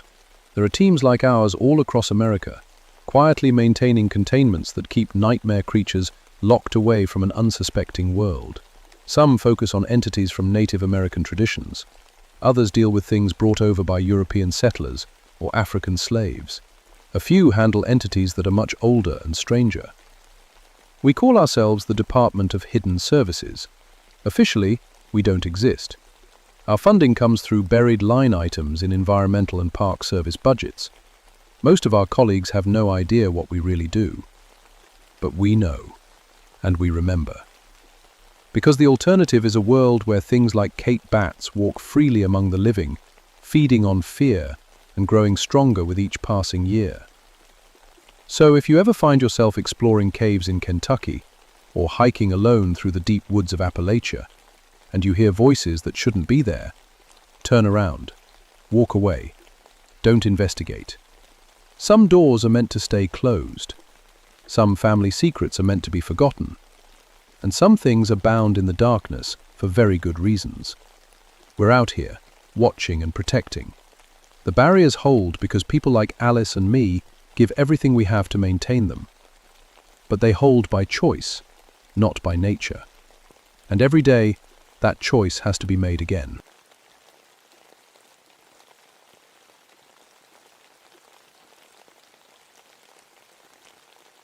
My name is David Shadowmere, and I've been a park ranger for 15 years. I know every tree, every trail, and every animal in Jefferson National Forest like they're my own family. That's why what I'm about to tell you scared me so bad, I still wake up sweating. was October 1988. The leaves were turning gold and red, and millions of birds were flying south for winter like they do every year. I'd seen it 1,000 times before, but this time was different. I was flying my helicopter over Mount Rogers that morning, doing the usual wildlife count. The radio crackled with static, which was weird because the weather was perfect. Clear blue sky, not a cloud anywhere. Then I saw them. Birds. Thousands and thousands of dead birds scattered across the valley floor like someone had dumped them from a truck. They weren't just lying around randomly either. They were arranged in perfect circles and straight lines, making patterns that hurt my eyes to look at. Wolfgang, I landed near Thunder Ridge to get a closer look. The smell hit me first. Not the normal smell of death, but something else. Something wrong, like metal and lightning and fear all mixed together. I'd been in the Air Force before becoming a ranger. I'd seen plane crashes and war zones. But nothing prepared me for what I found down there. 10,000 birds, maybe more. Robins, hawks, geese, songbirds, every kind you could think of. All dead, all arranged in those impossible patterns. I picked up a robin. Its body was perfect. No wounds, no signs of disease. Its eyes were still bright and clear. It looked like it had just stopped, like someone had turned off a switch. My radio squawked. "Ranger Shadowmere, you copy?" "This is Shadowmere. I'm at the Thunder Ridge site. We've got a situation here." "What kind of situation?" I looked around at all those dead birds, at the patterns they made that seemed to move when I wasn't looking directly at them. "I don't know yet." But it's big. I called Dr. Rebecca Stone, the wildlife biologist from the university. She was smart, tough, and had seen weird animal behavior before. If anyone could figure this out, she could. "Dead birds don't arrange themselves, David," she said, when I explained what I'd found. "Something did this. The question is what?" Kang, I also reached out to Tommy Youngwolf, a Cherokee tracker who knew these mountains better than anyone alive. His grandfather had taught him the old stories, the ones most people called superstition. After what I'd seen, I wasn't so quick to dismiss anything. "The old ones warned about this," Tommy said, when he saw the photos I'd taken. "They called it the time when the sky demons hunt." I'd always been a facts and science kind of guy. Weather patterns, animal migration, forest management, things I could measure and understand. I'd heard the local stories about the Mothman, the creature people claimed to see flying around Point Pleasant. I figured it was just misidentified owls or people wanting attention. But standing in that valley, surrounded by all those dead birds in their impossible patterns, I felt something I'd never felt before in these mountains. I felt watched. And whatever was watching me wasn't human. The wind picked up, even though the weather report said it would be calm. The trees started making sounds I'd never heard before, not rustling or creaking, but something like whispers, like they were trying to warn me about something. I decided to stay the night and observe the area. Set up camp near my helicopter with all my equipment, night vision scope, radio, flare gun, the works. If something came back to arrange more dead animals, I'd be ready. As the sun went down, the temperature dropped fast. Too fast for October. My breath started showing in the air, and frost began forming on the grass, even though it had been 70 degrees that afternoon. The first sound, a whooshing noise, like massive wings beating the air. But no bird flies at night that could make a sound that big. The whooshing came from overhead, moving in circles around my camp. I grabbed my flashlight and shined it up at the sky. The beam caught something for just a second, something huge and dark, with eyes that glowed red like tail lights. Then it was gone, and the sound faded into the distance. My hands were shaking as I reached for the radio, but when I turned it on, all I got was static. Every frequency, nothing but static. Even my emergency channel was dead. I was alone in those mountains, with something that could kill 10,000 birds in one night. and arranged them in patterns that made my head hurt to look at. Something that was watching me from the darkness with glowing red eyes. And somewhere in my gut, I knew this was just the beginning. The next morning, Dr. Stone arrived with a van full of scientific equipment. She was a small woman with sharp eyes and no patience for nonsense. Tommy came in his old pickup truck, carrying a leather bag that his grandfather had given him. "Unauthorized," Rebecca said, pulling on latex gloves. We walked through the death zone together. Rebecca took samples, measured distances, and photographed every pattern. Tommy walked around the edges, studying things I couldn't see. "Buffering. The electromagnetic readings are off the charts," Rebecca said, checking her instruments. "Whatever killed these birds left behind massive electromagnetic residue." Tommy knelt beside one of the bird circles. "These patterns, they're the same ones carved in the old stones. The warning stones my people left to mark dangerous places." "Warning about what?" I asked. "Things that hunt from the sky. Things that shouldn't exist in our world." Rebecca stood up from examining a hawk. "David, come look at this." Flashlight's chest had been opened with surgical precision. Not torn or ripped like a predator would do, but cut clean with something incredibly sharp. Inside, every organ was missing except the heart. "What kind of animal eats everything but the heart?" she asked. "No animal I know," I said. "What about disease? Parasites?" Sluggish, she shook her head. "The organs weren't destroyed or consumed. They were removed, harvested." That afternoon we found more dead animals scattered throughout the forest. Deer, rabbits, squirrels, all with the same precise cuts, all missing the same organs, and all arranged in those impossible patterns. "We need to call the State Wildlife Department," Rebecca said. "This is beyond anything I've seen." "Use the radio, we got nothing but static. Our cell phones showed no signal, even though we were in an area that usually had good coverage. It was like something was blocking all our communications." "We should leave," Tommy said. "Come back with more people, more protection." "Prescribe fingers protection from what?" Rebecca asked. "We still don't know what we're dealing with." "Yes, we do," Tommy said quietly. "We just don't want to believe it." Polishing. That night we made camp together for safety. 3 people, 3 flashlights, and 1 campfire. Tommy burned something in the fire that smelled like sage and cedar. He said it would help keep dangerous spirits away. "There are old stories," he told us as we sat around the flames. "Stories about hunters from the sky realm who come to our world every few generations. They scout for resources, they take what they need, and they prepare the way for others." Safeguard. "You're talking about folklore," Rebecca said. "We need scientific explanations." "Science and folklore aren't always different things," Tommy replied. "My grandfather fought these creatures in 1932. His grandfather fought them in 1876. They always come back." Around midnight, the fire started burning lower, despite having plenty of wood. The temperature dropped again, that unnatural cold that made our breath fog even though it was still October. We heard the wing beats. Not one creature this time, but several, flying in formation overhead like some kind of military squadron.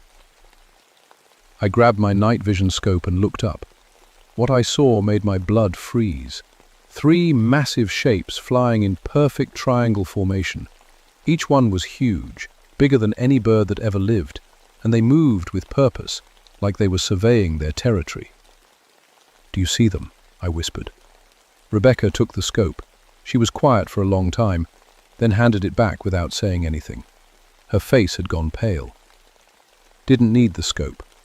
They know we're here," he said. "They're deciding what to do about us." One of the creatures broke formation and flew lower. As it passed overhead, I could see details that made my stomach turn. It looked almost human, but stretched and wrong. Arms that ended in claws, legs that bent the wrong way, and wings, massive leathery wings that blocked out the stars. Its eyes were the worst part. They glowed red like I'd seen before, but now I could see they were looking right at us, studying us, deciding if we were a threat. The creature let out a sound that wasn't quite a scream and wasn't quite a roar. It was like nothing I'd ever heard, and it seemed to go right through my bones. Every animal in the forest went silent. Then it flew away, rejoining the others as they disappeared over the ridge. "What the hell was that?" Rebecca whispered. "That," Tommy said, "was a scout. They'll be back with more, and next time they won't just observe." We packed up camp and hiked back to our vehicles in the dark. Nobody talked about what we'd seen, but we all knew our lives had just changed forever. We'd seen something that science said couldn't exist, and it had seen us back. As we reached the parking area, Rebecca's equipment started working again. Her electromagnetic detector was going crazy, showing readings unlike anything in her textbooks. Sluggish. "David," she said, staring at the display, "according to this, those things aren't just animals. They're generating electromagnetic fields strong enough to disrupt all our communications. That's not biology, that's technology." I started my truck, eager to get away from these mountains. But as we drove down the winding road, I kept checking my mirrors, because I had the feeling we were being followed by something that flew silently through the darkness above the trees. And I was right. We met the next morning at the ranger station. None of us had slept. Rebecca looked like she'd been staring at data all night, and Tommy seemed older somehow, like seeing those creatures had taken something out of him. "I've been researching similar incidents," Rebecca said, spreading papers across my desk. "Electromagnetic anomalies, mass animal deaths, unexplained aerial phenomena. It's happened before, but the reports get buried or dismissed." She showed us newspaper clippings going back 50 years, headlines about mysterious flying creatures, electromagnetic storms, and animal die-offs, all in remote areas, all covered up or forgotten. "Look at this," she said, pointing to a report from 1936. "West Virginia mining camp. 100 men reported seeing flying devils with glowing red eyes. 3 days later, a mine collapse killed 18 workers. The survivors said the creatures had been circling the mine for weeks." Terrera nodded grimly. 1876, Cherokee Reservation in North Carolina. My great-great-grandfather's journal describes the same things. Called them sky hunters. Said they came before disasters, like they could see the future. "That's impossible," I said. But even as I said it, I remembered the creature's eyes, the way it had looked at us like it knew something we didn't. My radio crackled to life. "Ranger Shadowmere, we have a situation at White Top Mountain. Campers reporting strange noises and equipment failures." I grabbed my keys. "We all go together. Nobody handles this alone." The drive to White Top took 30 minutes through winding mountain roads. The further we went, the quieter the forest became. No birds singing, no squirrels chattering. Even the insects had gone silent. We found the campsite easily enough. 3 tents still set up, but no people. Their campfire was cold, like it had been out for hours. But their coffee was still warm. "Hello?" I called out. "Forest Service! Anyone here?" Tommy was examining the ground around the tents. "Look at this," he said. The dirt around the campsite was marked with strange impressions, not quite footprints, but close. They were huge, bigger than any human foot, and shaped wrong, like someone had walked on legs that bent backward. Rebecca was checking the abandoned equipment. "Their radio is fried," she said, "completely dead. And look at this." She held up a camera. The back was open, and all the film had been exposed to light. Not just pulled out, but exposed with the precision of someone who knew exactly what they were doing. They don't want evidence, I realized. Whatever took these people, it's smart enough to destroy proof. A sound echoed from the ridge above us. That same inhuman cry we'd heard the night before, but closer, much closer. "We need to leave, now," Tommy said. But as we turned to go back to our vehicles, we found our path blocked. A creature stood between us and the parking area. It was even bigger than I'd thought, nearly 8 feet tall, with wings folded against its back like a massive cloak. Its red eyes fixed on us, with intelligence that was definitely not animal. "Nobody move," I whispered. "Don't run. Don't make sudden movements." The creature tilted its head, studying us. It took a step forward, and I could see its feet clearly now. They weren't feet at all, but claws, like a bird of prey, designed for grabbing and carrying. Relics. Rebecca made a small noise in her throat. The creature's head snapped toward her instantly. Its eyes began to glow brighter, and I felt something pressing against my mind. Images flooded my head. Not my memories, but someone else's, or something else's. I saw the campsite from above, like I was flying. I watched the campers run in terror as shapes descended from the sky. I saw them being lifted into the air, their screams cut short as they disappeared into the darkness. And I saw something else. More creatures, dozens of them, hidden in caves throughout the mountains, waiting, breeding, growing stronger. The vision ended abruptly. The creature spread its wings, easily 15 feet across, and launched itself into the air. The downdraft knocked us all to the ground, and by the time I got back to my feet, it was gone. Rebecca gasped. "Did you see what it showed us?" Tommy was already moving toward our trucks. "We need to get to the Cherokee Council, now. This is bigger than just a few missing campers." As we drove away from White Top, I couldn't stop thinking about what I'd seen in that vision. The creature had shown me its memories on purpose. It wanted me to know what was coming. They weren't just random killers. They were organized. They had a plan. And we were running out of time to stop it. That evening, Tommy took us to meet his uncle, William Youngwolf, who served on the Cherokee Tribal Council.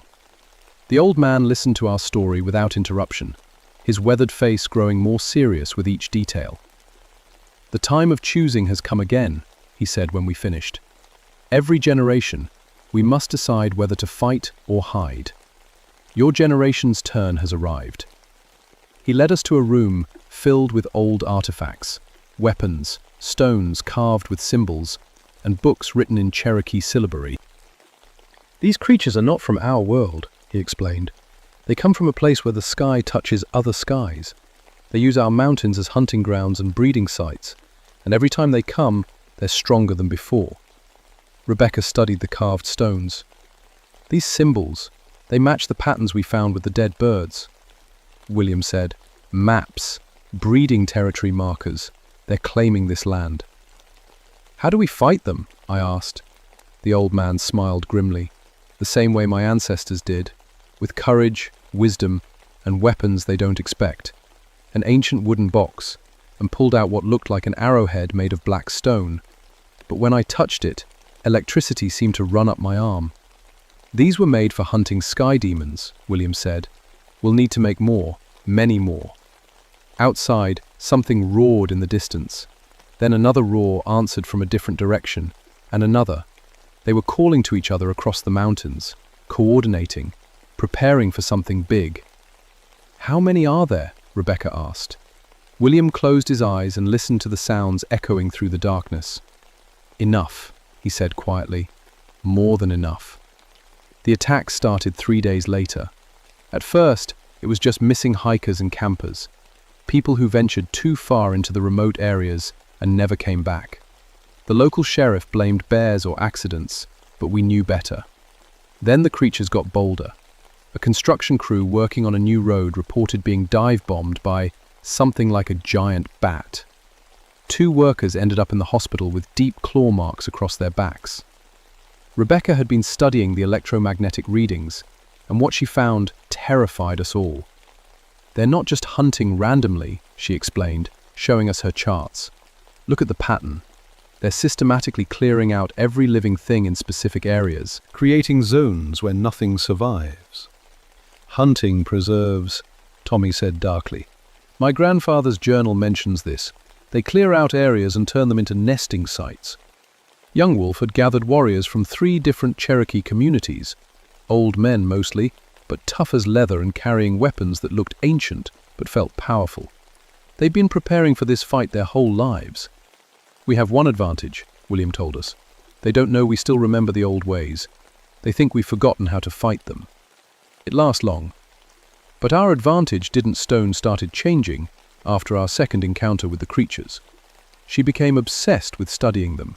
spending hours staring at the electromagnetic readings and muttering about evolutionary advancement. "They're not invaders," she told me one night. "They're teachers. They're showing us what we could become." I should have seen the warning signs. The way her eyes started reflecting light differently. How she always seemed to know where the creatures would appear next. The way she began drawing the same symbols we'd found with the dead birds. The truth came out during our planned assault on one of their nesting sites. We'd tracked a group of creatures to a cave system near Mount Rogers. William's warriors had surrounded the area with traditional protective symbols, and we were prepared to use the ancient weapons against them. But Rebecca led the creatures straight to us. "You don't understand," she said as the first creature landed behind our position. "They're not our enemies. They're evolution itself." Tommy tried to stop her, wasn't human anymore. While they struggled, more creatures emerged from the cave. Not 3 or 4 like we'd seen before, but dozens. "She's been talking to them," William realized. They've been using her to learn about us. The battle that followed was unlike anything I could have imagined. The Cherokee warriors fought with arrows and spears that seemed to burn the creatures when they struck. But for every creature we brought down, 2 more appeared from the darkness. I found myself face to face with the largest one yet, nearly 10 feet tall, with scars across its chest like old battle wounds. This was their leader, and it wanted me, specifically. Again, images flooded my mind, but this time I fought back. I forced my own thoughts into its head, showing it every detail of our defenses, every weapon we had, every person we were trying to protect. The creature recoiled in surprise.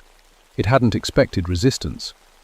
"Defiance," I shouted to the others over the sound of battle. "Advance team for something bigger. They're preparing Earth for invasion." Turbulence put an arrow through the creature's wing, sending it crashing to the ground. But as it fell, it let out a piercing cry that echoed across the mountains. An alarm call. Wilson shouted, "More are coming, many more." We retreated toward our vehicles, carrying our wounded. Rebecca tried to follow us, but she wasn't Rebecca anymore. Whatever the creatures had done to her mind had taken away everything that made her human. Tommy made the hardest choice of all. As she ran toward the creatures to warn them of our escape route, he put an arrow through her heart. She died instantly, but the look of gratitude in her eyes told us she was herself again at the end. The sky filled with flying shapes as we reached our trucks, hundreds of them, all converging on our position. We'd kicked the hornet's nest, and now they were coming with everything they had. "Drive!" I yelled, gunning my engine. We raced down the mountain roads with creatures diving at our vehicles. My windshield cracked under the impact of claws. Ton's truck rolled twice when something grabbed it from above, but he crawled out and kept fighting. Bottom of the mountain, William performed one final ceremony. Using his own blood and words in the old language, he sealed the mountain passes. The creatures could still fly over, but they couldn't bring their young through the ancient paths anymore. It mended his life. As the seal took hold, every creature in the area converged on him. He died fighting, taking down 3 of them with his bare hands and the old weapons. The immediate threat was contained. The creatures retreated to their caves to regroup, and we had bought time to prepare for what was coming next. The visions had shown me the truth. This wasn't just about a few creatures in one mountain range. They had colonies all over the world, all preparing for the same thing. Blazing. A full invasion. And it was coming soon. That was 37 years ago. I'm an old man now, and I've spent every day since then watching the skies and training others to do the same. The government finally took notice after we presented them with proof they couldn't ignore. Bodies, photographs, electromagnetic recordings. But instead of going public, they classified everything and started their own secret program.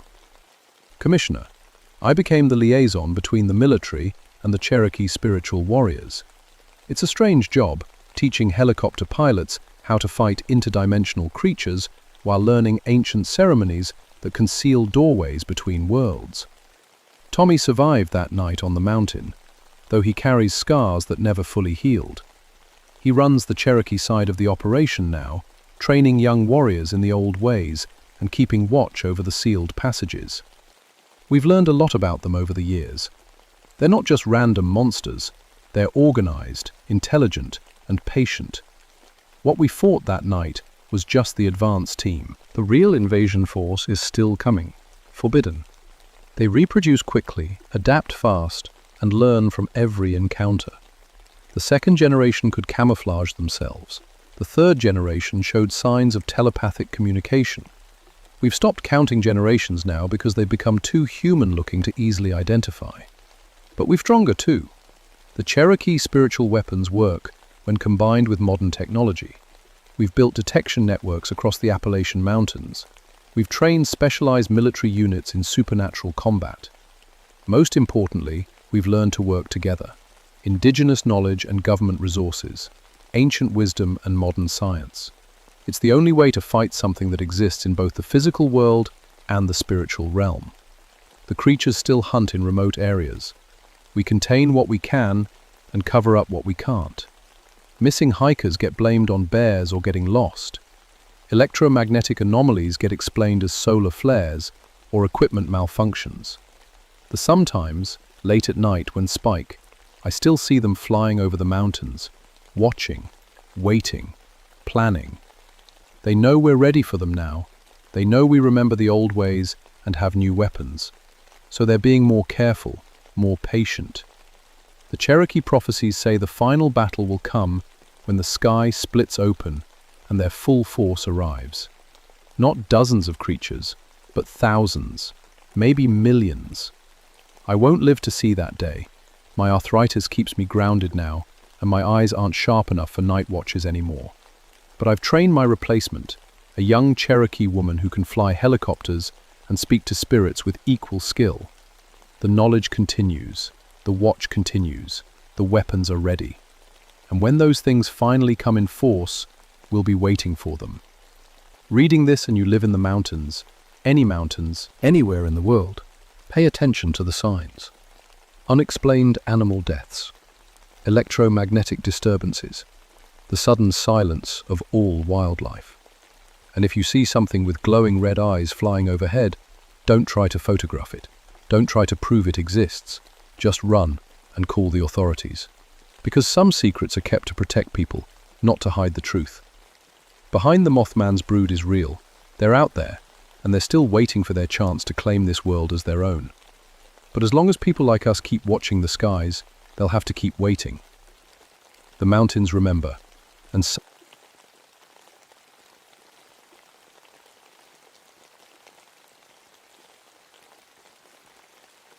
My name is Ernest Crowfeather, and I've been a park ranger at Great Smoky Mountains National Park for 12 years. People always ask about the name, half Cherokee from my wife Lucy's side, half Irish stubbornness from my father's. The Cherokee part matters more than I knew back in 1959, but I'm getting ahead of myself. I was 34 then, with 2 kids and a job I loved. Lucy would pack me coffee in a thermos every morning, black as mountain soil, and I'd head out to patrol trails most folks never see. 25 miles from the nearest town, up where the old growth forest still stands thick and quiet. That's my territory, the deep woods where cell phones don't work, and the nearest help is a day's hike away. October that year came early and cold. The leaves turned gold and red, like someone had set the mountains on fire. Hunting season was starting, which meant more people heading into places they had no business being. But hunters I could handle. What happened with the Mackenzie family was something else entirely. They came from Scotland, a grandfather, his son, daughter-in-law, and 2 grandkids. Good people by all accounts. Filed their camping permits properly, brought the right gear, told us exactly where they planned to hike. The kind of visitors who follow rules and respect the wilderness. When they didn't check out on schedule, we waited an extra day. Sometimes families lose track of time in the mountains, but when we found their campsite near Cataract Falls, I knew something was very wrong. Racked, tents were shredded, not torn by wind or damaged by bears, shredded, long, clean cuts that went through canvas and aluminum poles like paper. Their food was untouched, still hanging properly in bear bags 15 feet off the ground. No animal goes to that much trouble to ignore food. But the tracks stopped my heart cold. Human footprints led into camp, normal hiking boots, size 10 or so. Then, halfway across the clearing, they changed. The left foot stayed human, but the right became something else. 4 toe pads and claws. Big claws. The kind that could shred a tent without effort. Psychologists, I'd been tracking animals since I was a boy, learned from my Cherokee grandfather before he passed. Bears, mountain lions, deer. I know their sign like reading a book. These tracks didn't belong to any animal I'd ever seen. Barbara Alex Morrison arrived with the search dogs around noon. Jake was good people, ex-military like me, steady hands, calm head. The dogs were his pride and joy, trained for mountain rescue, never failed to find someone before. They took one sniff of those strange tracks and backed away, whimpering. Ranger, Jake's best bloodhound, actually tried to climb back into the truck. In 12 years of search and rescue, I'd never seen dogs act like that. "What do you think spooked them?" Jake asked, scratching his head. I have an answer. Not yet. We expanded the search grid, brought in Tommy Swimmer from the Cherokee Reservation as our guide. Tommy knew these mountains like his own backyard, could track a ghost through running water. But when he saw those mixed tracks, his face went pale. "We should call this off," he said quietly. "Call in the state police, let them handle it. 5 people are missing, Tommy, a family with kids." He looked at the claw marks on the trees, 4 parallel gouges that went 20 feet straight up an old oak. "Some things are worse than being lost, Ernest." I thought he was being dramatic. Mountain folk love their ghost stories, their legends about things that hunt in the deep woods. I figured we were looking at an injured mountain lion, maybe rabid, maybe just territorial. Big cats can walk on their hind legs sometimes when they're hurt. I was wrong about everything. As the sun started setting, we made camp near the destroyed site. Standard procedure: establish a base, search in expanding circles at first light. The temperature dropped 20 degrees after dark, which wasn't unusual for October, but it dropped fast, like someone had opened a freezer door. When we heard it, a sound like a woman crying, but wrong somehow, too deep, too wild. It echoed off the ridge walls until you couldn't tell where it came from. The dogs huddled against Jake, shaking. "Bobcat," I said, trying to convince myself. "They sound almost human sometimes." Tommy Swimmer was staring into the darkness beyond our firelight. "That's no bobcat," he whispered. "That's the wampus cat, and she's hunting." Gampa's cat stories before, Cherokee folklore about a woman transformed into something between human and mountain lion. Every kid who grew up near the reservation knew the tales. But Tommy wasn't telling stories around a campfire. He was scared, genuinely scared, and Tommy Swimmer wasn't afraid of anything in these mountains. "Tell me about the wampus cat," I said, keeping my voice steady. Toke the fire with a stick, sending sparks into the cold air. "Her name was Running Deer.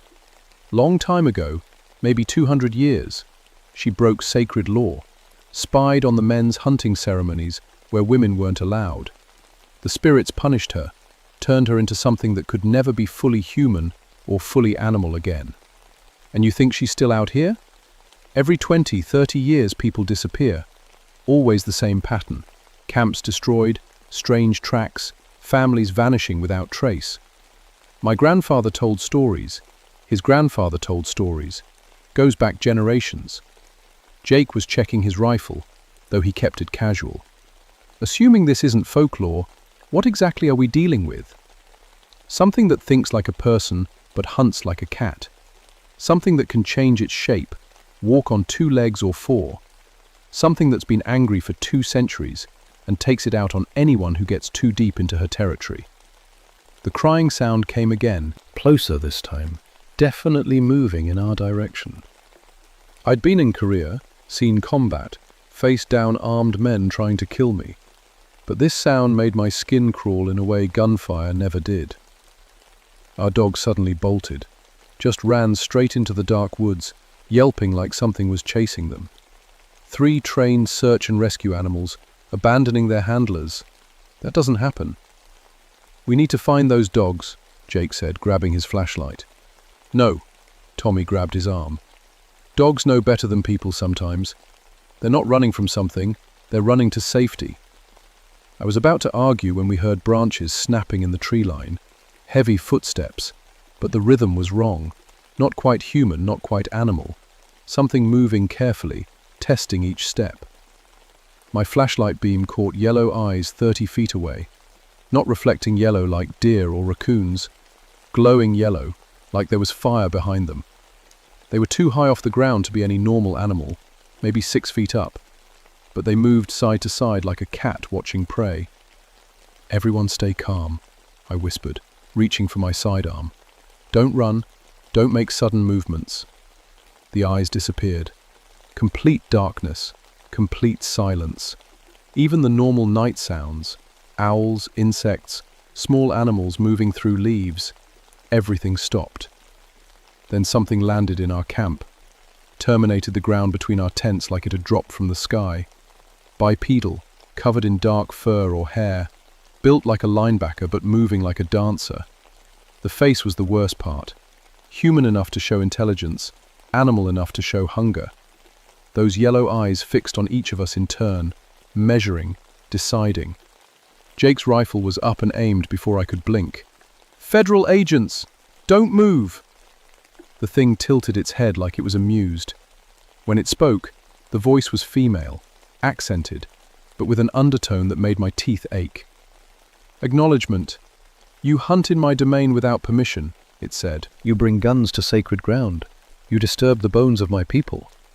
"We're looking for a missing family," I said, trying to keep my voice steady. "The Mackenzies. Have you seen them?" It smiled, showing teeth that belonged in a big cat's mouth. "I have tasted them. Their hearts were strong, full of fear. The children's hearts were sweetest." Jake's finger tightened on the trigger. "You killed kids?" "I am what your kind made me. Hunter, killer, forever hungry. Their hearts feed my curse, keep me strong enough to hunt again." Indifferent, I'd seen death before, dealt with murders and accidents in my years as a ranger. But the casual way it talked about killing children hit me like a physical blow. This wasn't some mountain lion or rabid animal. This was something that chose to hurt people. "Where their bodies?" I demanded. It gestured toward the deeper woods with one clawed hand. "Safe in the trees, away from scavengers. I keep them fresh for when hunger comes again." That's when Jake fired. 3 quick shots, center mass, the kind of grouping that drops a man instantly. The bullets hit. I saw the impacts, but the creature just staggered back a step and laughed.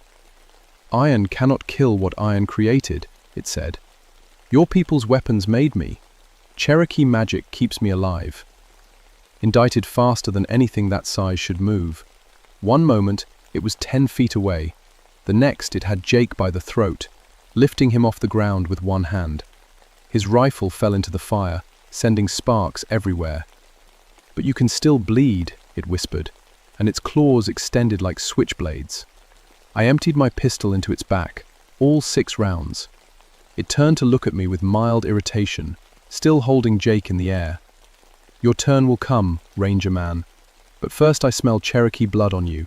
That makes you special." Bandwidth, it dropped Jake and vanished into the darkness. Not ran, vanished, like it had never been there, except for the claw marks on Jake's neck and the lingering smell of something wild and wrong. Jake was unconscious but breathing. Tommy was praying in Cherokee, words I didn't understand but recognized as desperate. And somewhere in the darkness, that thing was still out there, still hunting. I radioed for emergency backup and medical evacuation, but we were too far out, too deep in the mountains. The radio crackled with static and dead air. We were on our own with something that had killed a family and promised to kill us too. The worst part was what it had said about Cherokee blood, about me being special. Lucy was full-blood Cherokee, which made our kids half. If this thing was targeting people with Cherokee heritage, my family was in danger. As I tried to stop Jake's bleeding, and Tommy kept watch with a rifle that we now knew was useless, I realized we weren't dealing with an animal or even a person. We were dealing with something that had been hunting these mountains for 200 years, something that modern weapons couldn't kill. Unless who I was. We spent the rest of the night taking turns on watch, while Jake drifted in and out of consciousness. The claw marks on his neck were deep, but clean, like surgical cuts. They should have killed him, but the creature had been precise, careful. It wanted him alive. "Why didn't it kill us?" I asked Tommy during his watch shift. "Maybe it's not time yet. Maybe it's playing with us." He was carving something into a piece of oak with his hunting knife. Symbols I didn't recognize but felt important. My grandfather gave me these protection marks. Might help, might not. But Cherokee magic is old, older than whatever curse made that thing. Dawn broke, we found the Mackenzie family. They were arranged in a circle 40 feet up in the branches of an ancient oak tree. Not thrown there, not dragged up, arranged. Each body was positioned carefully, Arms folded, eyes closed. Someone, or something, had taken time with them, treated them with a respect that made the whole scene even more disturbing.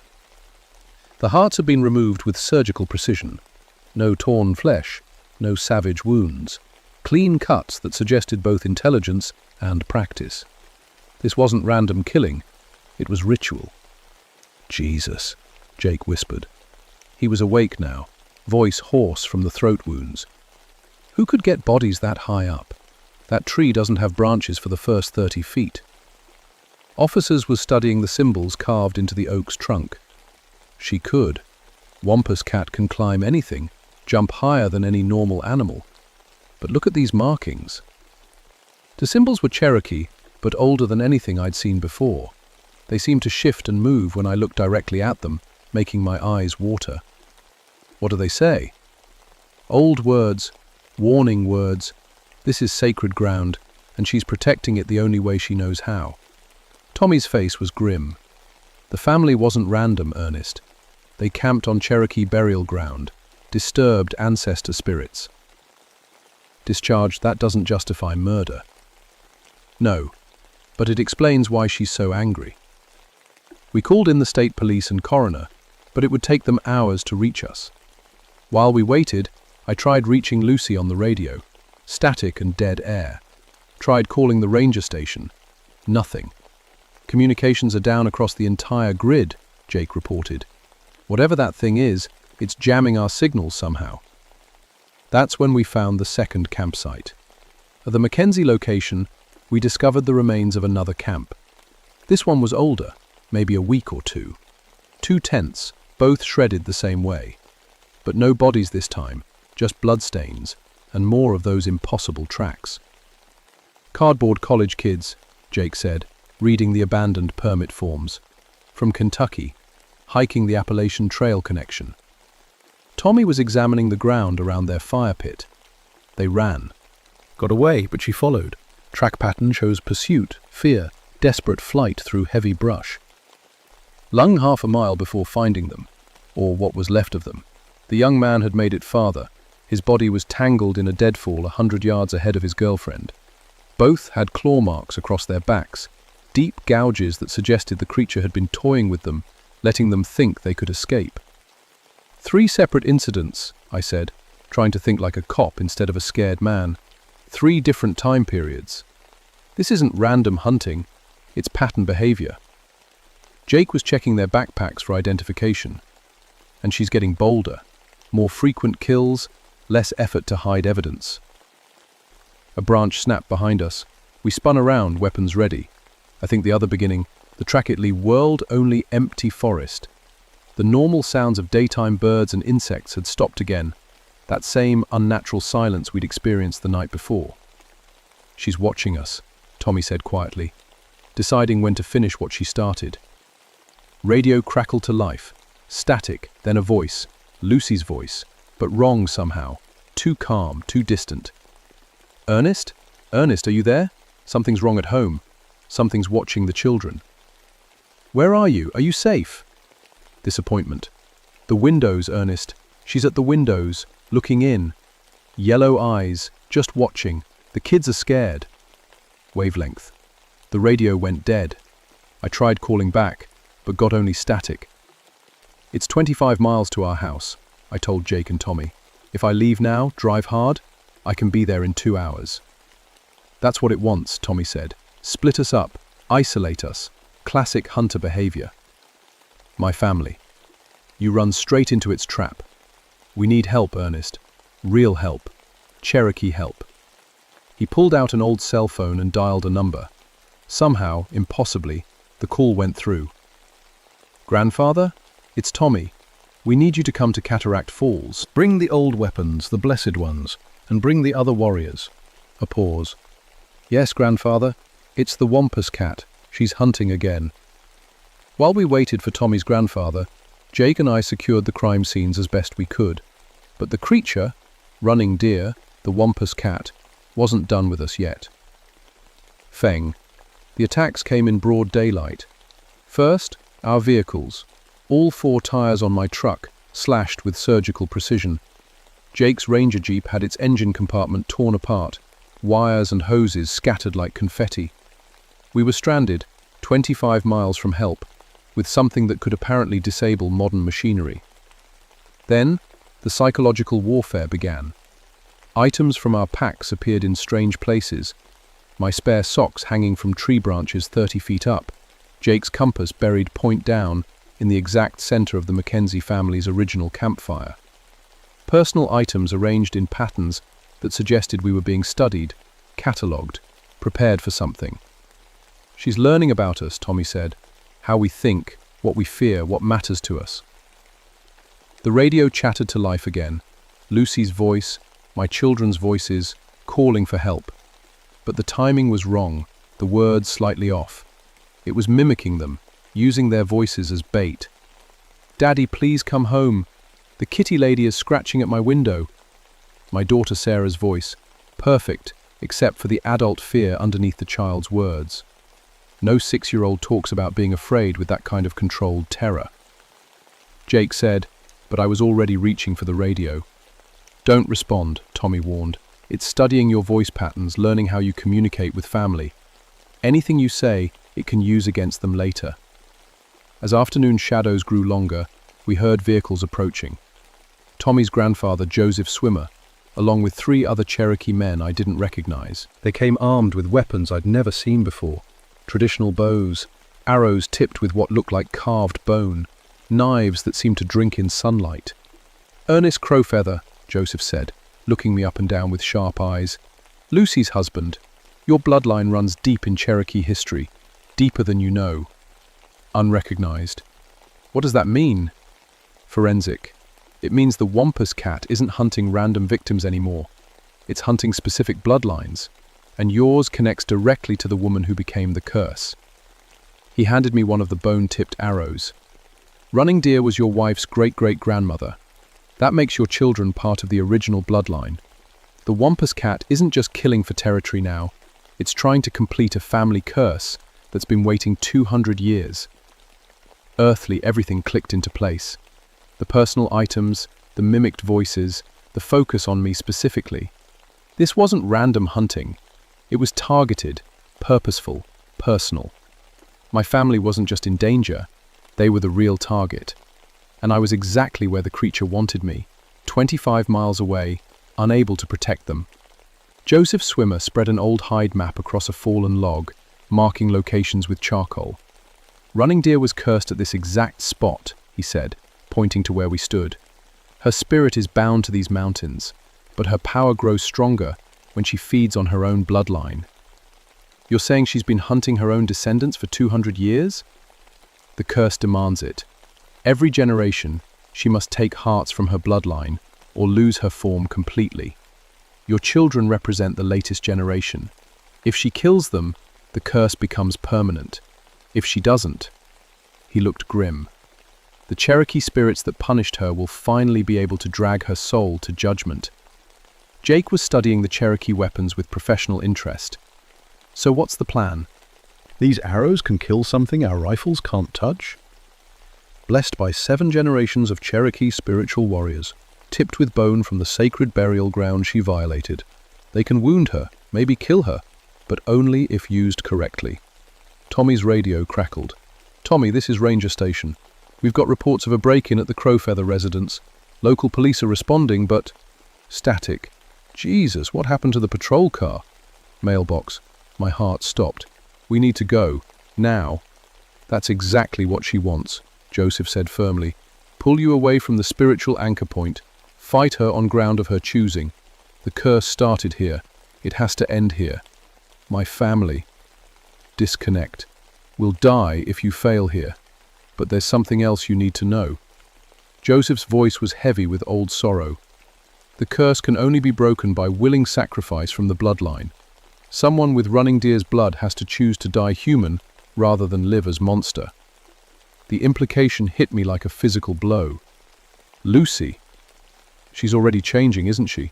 Strange dreams, enhanced senses, moments of rage that don't feel like her own? I thought about the past few weeks. Lucy's night terrors, the way she'd started avoiding mirrors, her sudden ability to track animals by scent alone. Signs I'd missed or ignored.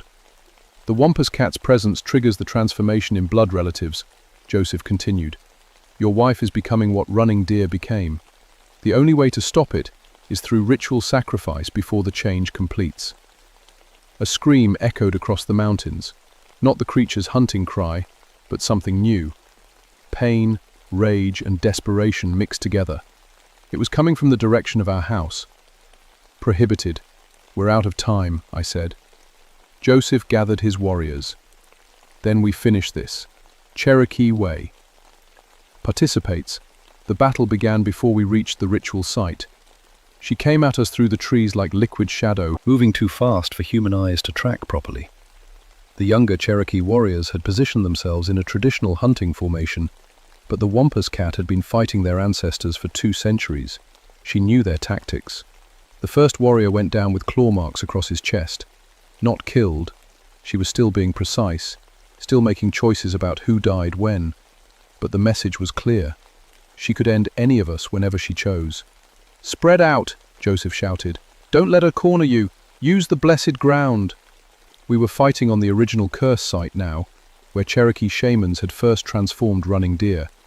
The symbols carved into trees and rocks seemed to glow with their own light, and the Wampus cat moved differently here, more carefully, like the ground itself was fighting her. Jake put 3 arrows into her torso.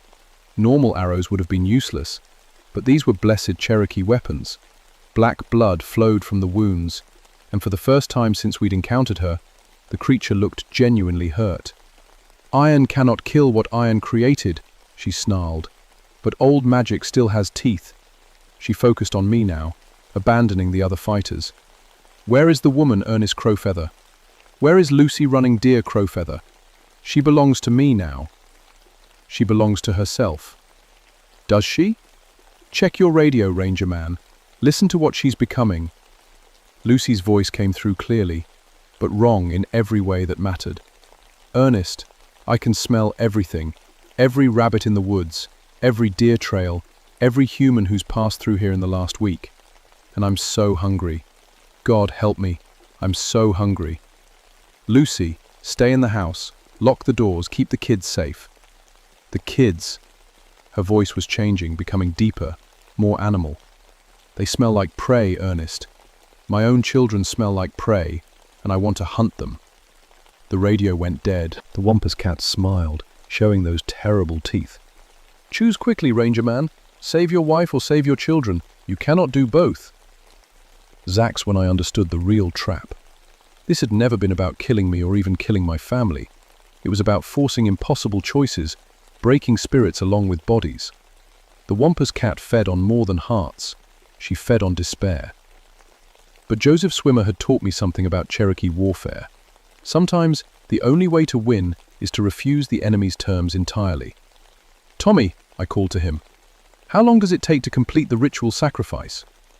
Bernice. Minutes if the person is willing. Hours if they fight it. Preparations. And if someone else volunteers instead? Breaking. Joseph's eyes widened with understanding. The curse requires running deer's bloodline, but it doesn't specify which generation. Plunge. Lucy, which made me part of the bloodline by marriage and blood mixing. Not the direct target, but close enough for Cherokee magic to accept as substitute. Ernest, no, Tommy said, reading my intention. There has to be another way. Blindness. Lucy keeps her humanity, my kids stay safe, and this thing stops hunting forever. Seems like good math to me. The Wampus cat had been listening to our conversation. Now she looked uncertain for the first time, like her 200-year plan was coming apart. "Meaningless! You cannot cheat the curse!" she roared. "I have waited too long, suffered too much." "You've suffered," I said, raising one of the blessed arrows. "But you've also murdered innocent people. Time to balance the books." Mucked and I drove the arrow into my own chest, just below the heart. Cherokee magic flowed through the blessed bone tip, burning like fire through my veins. The Wampus cat screamed, not in anger now, but in genuine fear. "Joseph," I gasped, "finish the ritual while the bloodline sacrifice is still fresh." Turbulence. The Cherokee spiritual warriors began chanting in their ancient language, words of binding and judgment that had been waiting 2 centuries to be spoken. The Wampus cat's form began to shift and blur, losing cohesion as the curse that held her together unraveled. Investigators, dying wasn't as easy as I'd hoped. The arrow wound should have killed me in minutes, but Cherokee magic doesn't follow medical rules. Instead of bleeding out, I felt the curse energy flowing through me, showing me 200 years of Running Deer's memories. Her violation of sacred law, her punishment, her endless hunger and rage, and her regret, deep, terrible regret that had grown stronger with each kill, each family destroyed. "Help me," she whispered as her form continued dissolving. "I never wanted this. They made me into monster, but I never wanted to hurt children." Through the curse connection, I could feel her true nature. Not the predator we'd been fighting, but a woman trapped in a nightmare of her own making. The Cherokee shamans had punished her violation of sacred law by turning her into everything she'd feared most. "The ritual," Joseph said urgently. "You have to complete it willingly, Ernest. Accept the curse transfer before you die." Tommy, then at Jake, finally at Joseph. "If I take on her curse, what happens to me?" "You become the guardian instead of the hunter. The curse changes from punishment to responsibility. You protect the sacred sites instead of killing those who violate them." It wasn't death, but it wasn't life as I'd known it either. Still, it was better than letting my family face transformation or letting other families face what the Mackenzies had endured. "I accept," I said. The gan immediately. Power flowed into me as it drained from Running Deer, but it felt different, controlled, purposeful, protective instead of predatory. My senses sharpened until I could hear heartbeats from a mile away, smell individual human scents from hours ago. But the hunger was manageable, directed toward protecting rather than killing. Running Deer's form collapsed completely, revealing the ancient bones of the original Cherokee woman. Joseph and his warriors began the traditional burial ceremony, finally laying her spirit to rest after 2 centuries of torment. "Sluggish," I said into my radio.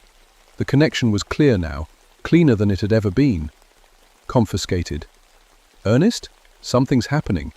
The hunger is going away. I feel normal again."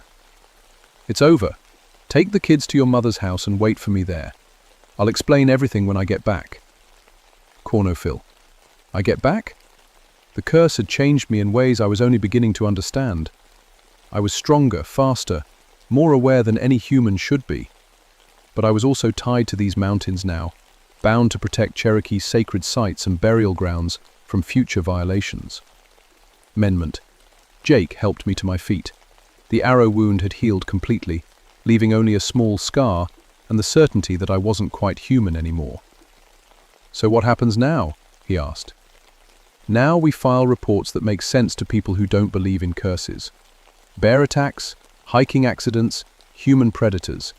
And we make sure this never happens again." Repetition. Swimmer gathered the blessed weapons. "You'll need training, Ernest. Learning to control what you've become. Understanding your new responsibilities. It won't be easy." Bilingual. "Will I be able to stay with my family?" Paycheck. "Yes, but you'll be different. They'll sense the change even if they can't name it. Your children especially. They carry the bloodline too, and bloodline recognizes power." Polluted. Over the following weeks, we crafted official stories that satisfied authorities. The Mackenzie family and college students had been killed by a rogue mountain lion, later destroyed by park rangers. Morrison and I received commendations for our courage under fire. The Cherokee involvement was completely omitted from all reports. But the real work was just beginning. I discover other sites across the Appalachians waiting for the right trigger to awaken them. Cherokee burial grounds, sacred hunting territories, places where old magic still held power over the modern world. My new role as guardian meant protecting these sites from development, camping violations, and spiritual disturbances that could create new monsters. The government took notice.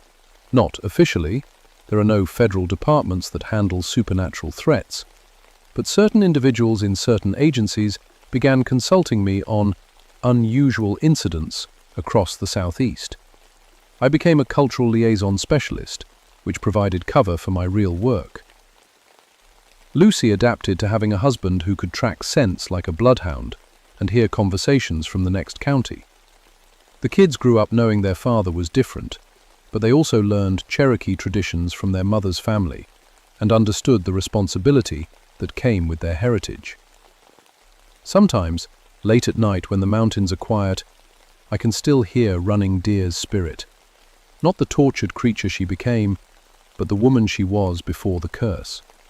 She's at peace now, grateful that her 200-year nightmare finally ended.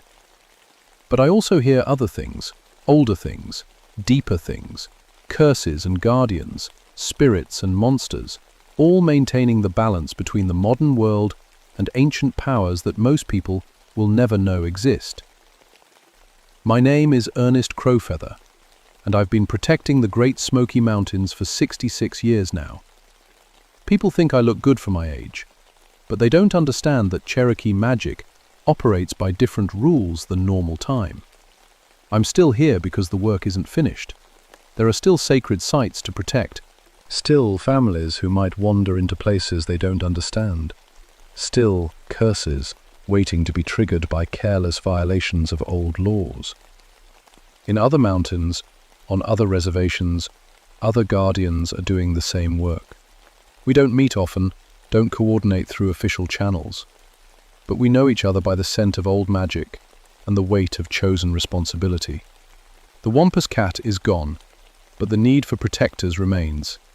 And sometimes, just sometimes, when hikers report strange sounds in the deep woods, or campers find their sites mysteriously relocated away from burial grounds, they're encountering not a monster, but a guardian doing what guardians do. We keep the balance. We protect both worlds. And we never stop watching.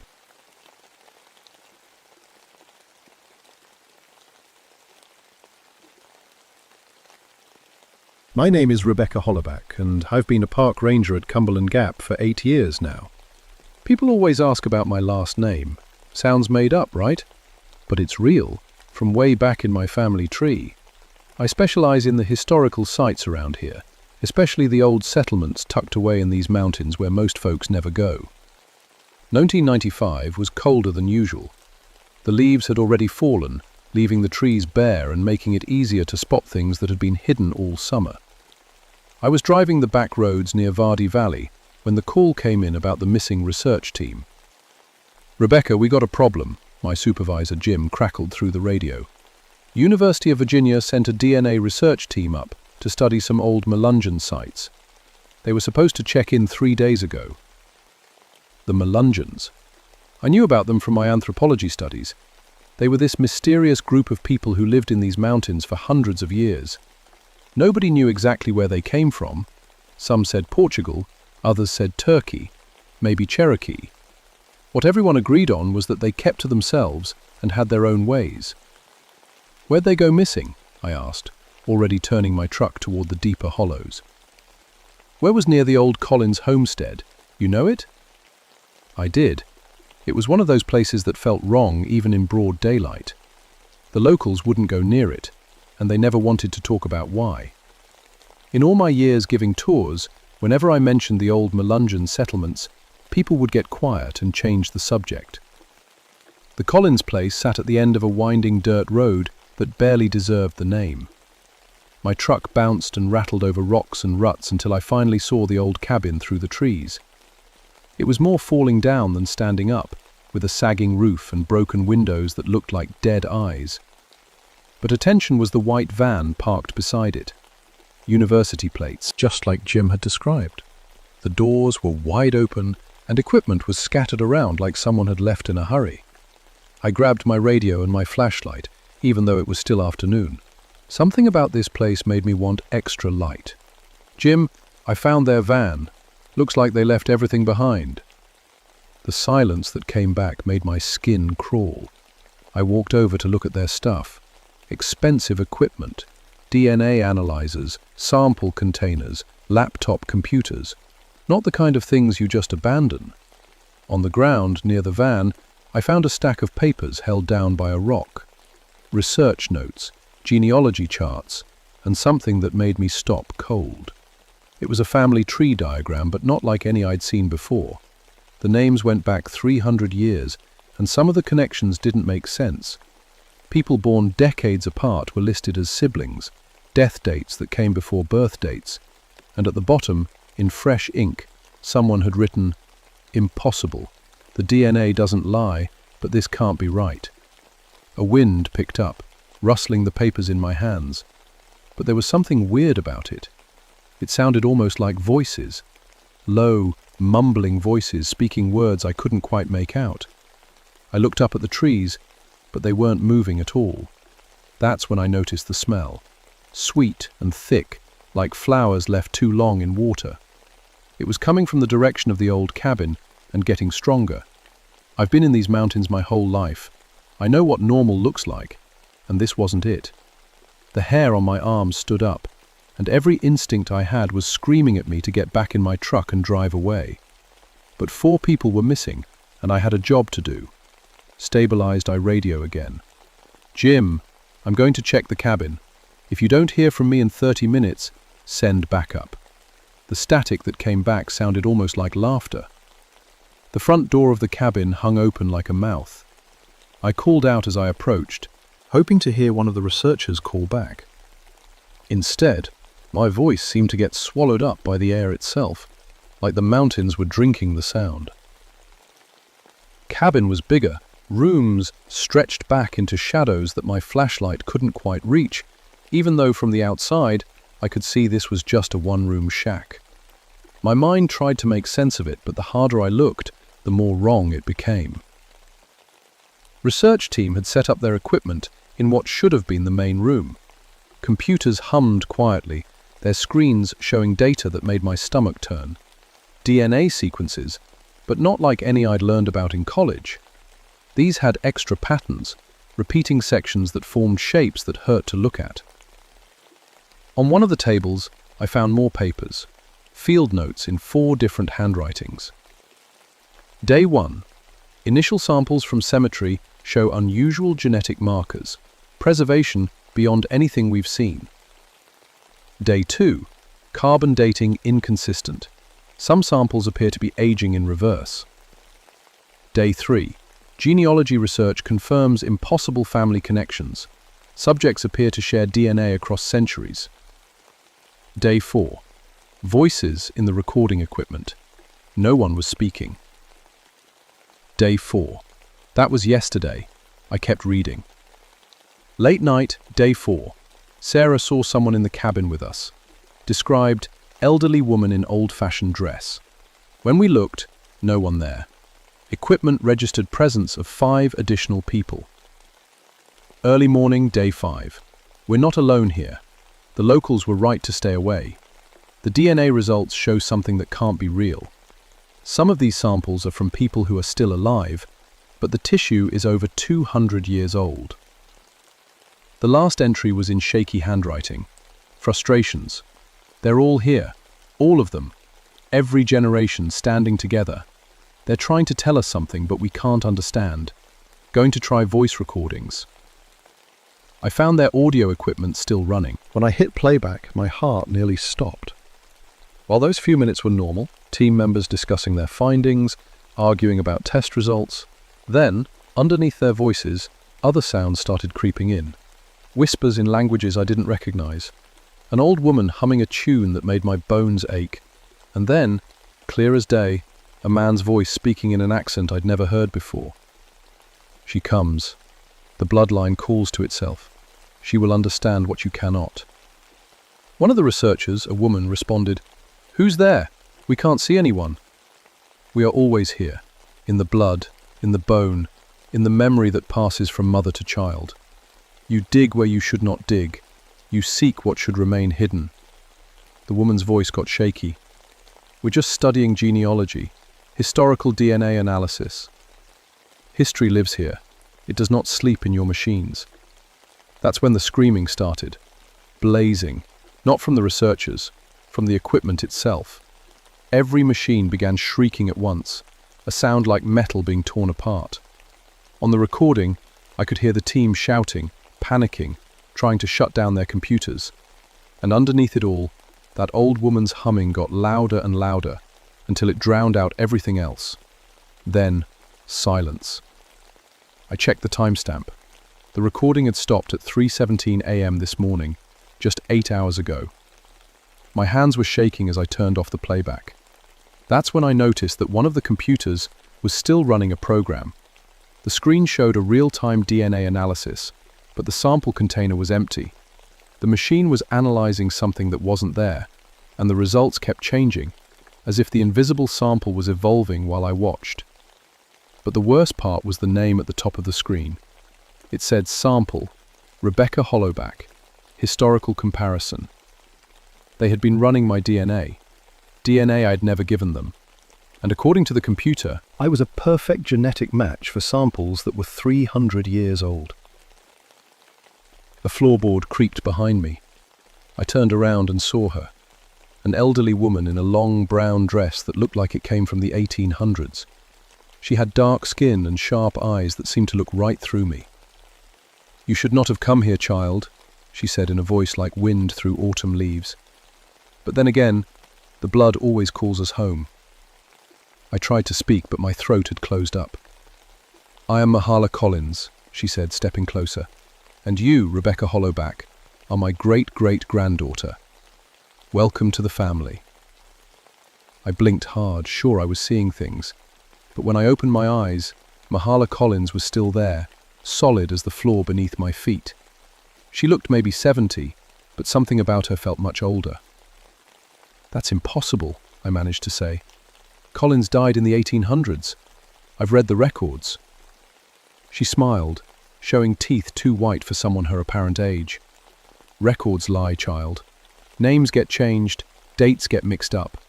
But blood doesn't lie. Blood remembers everything." She gestured to the computer screen showing my DNA analysis.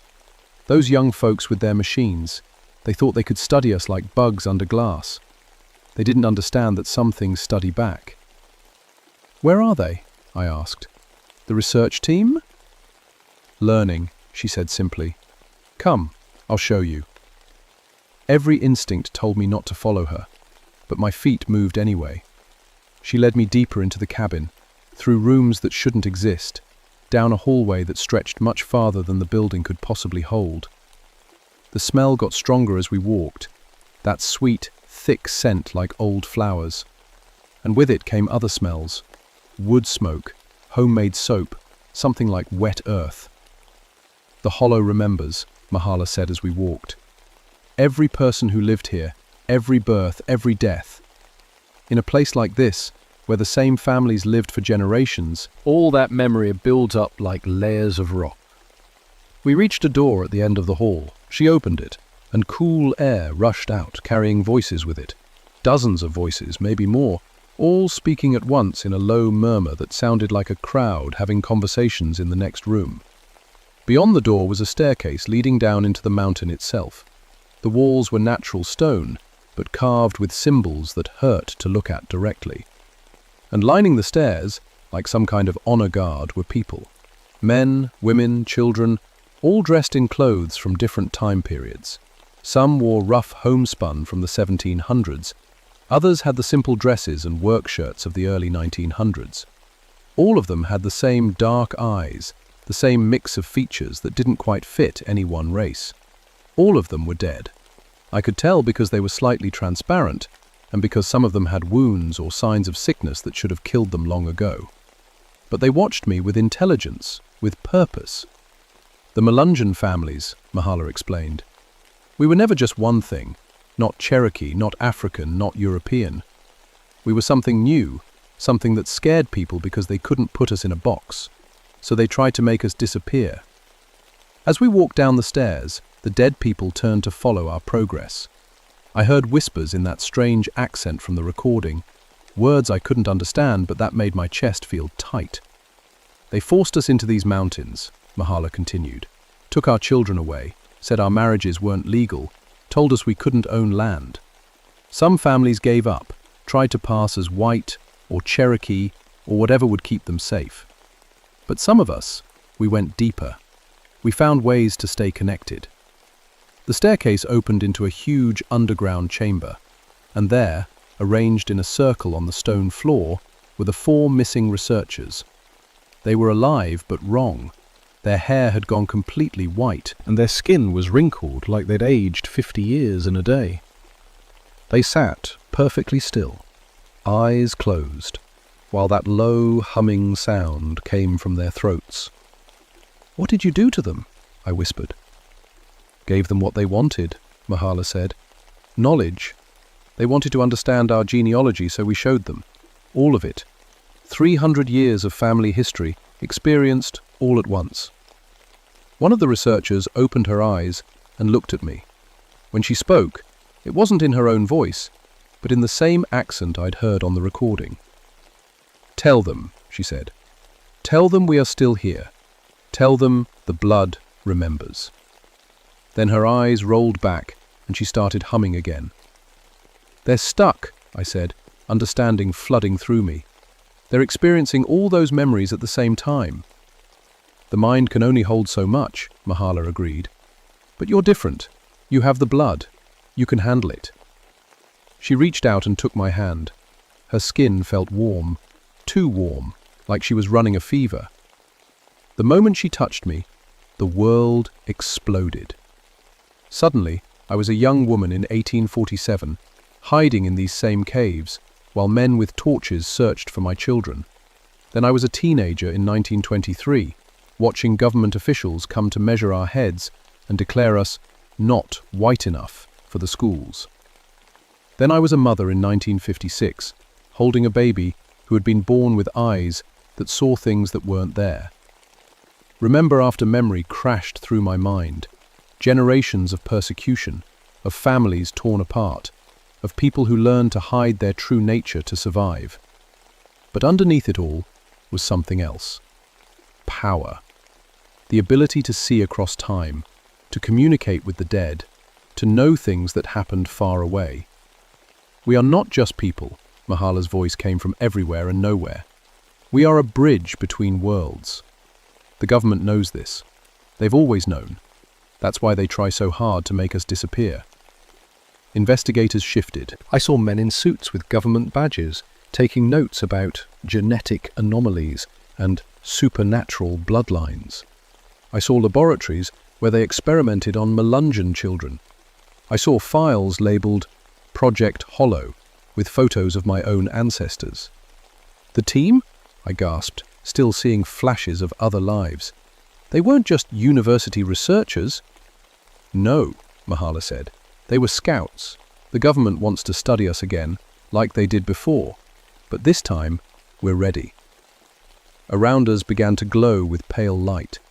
The humming from the trapped researchers got louder, and I realized it wasn't just random sound. It was words, repeated over and over. "Protect the bloodline.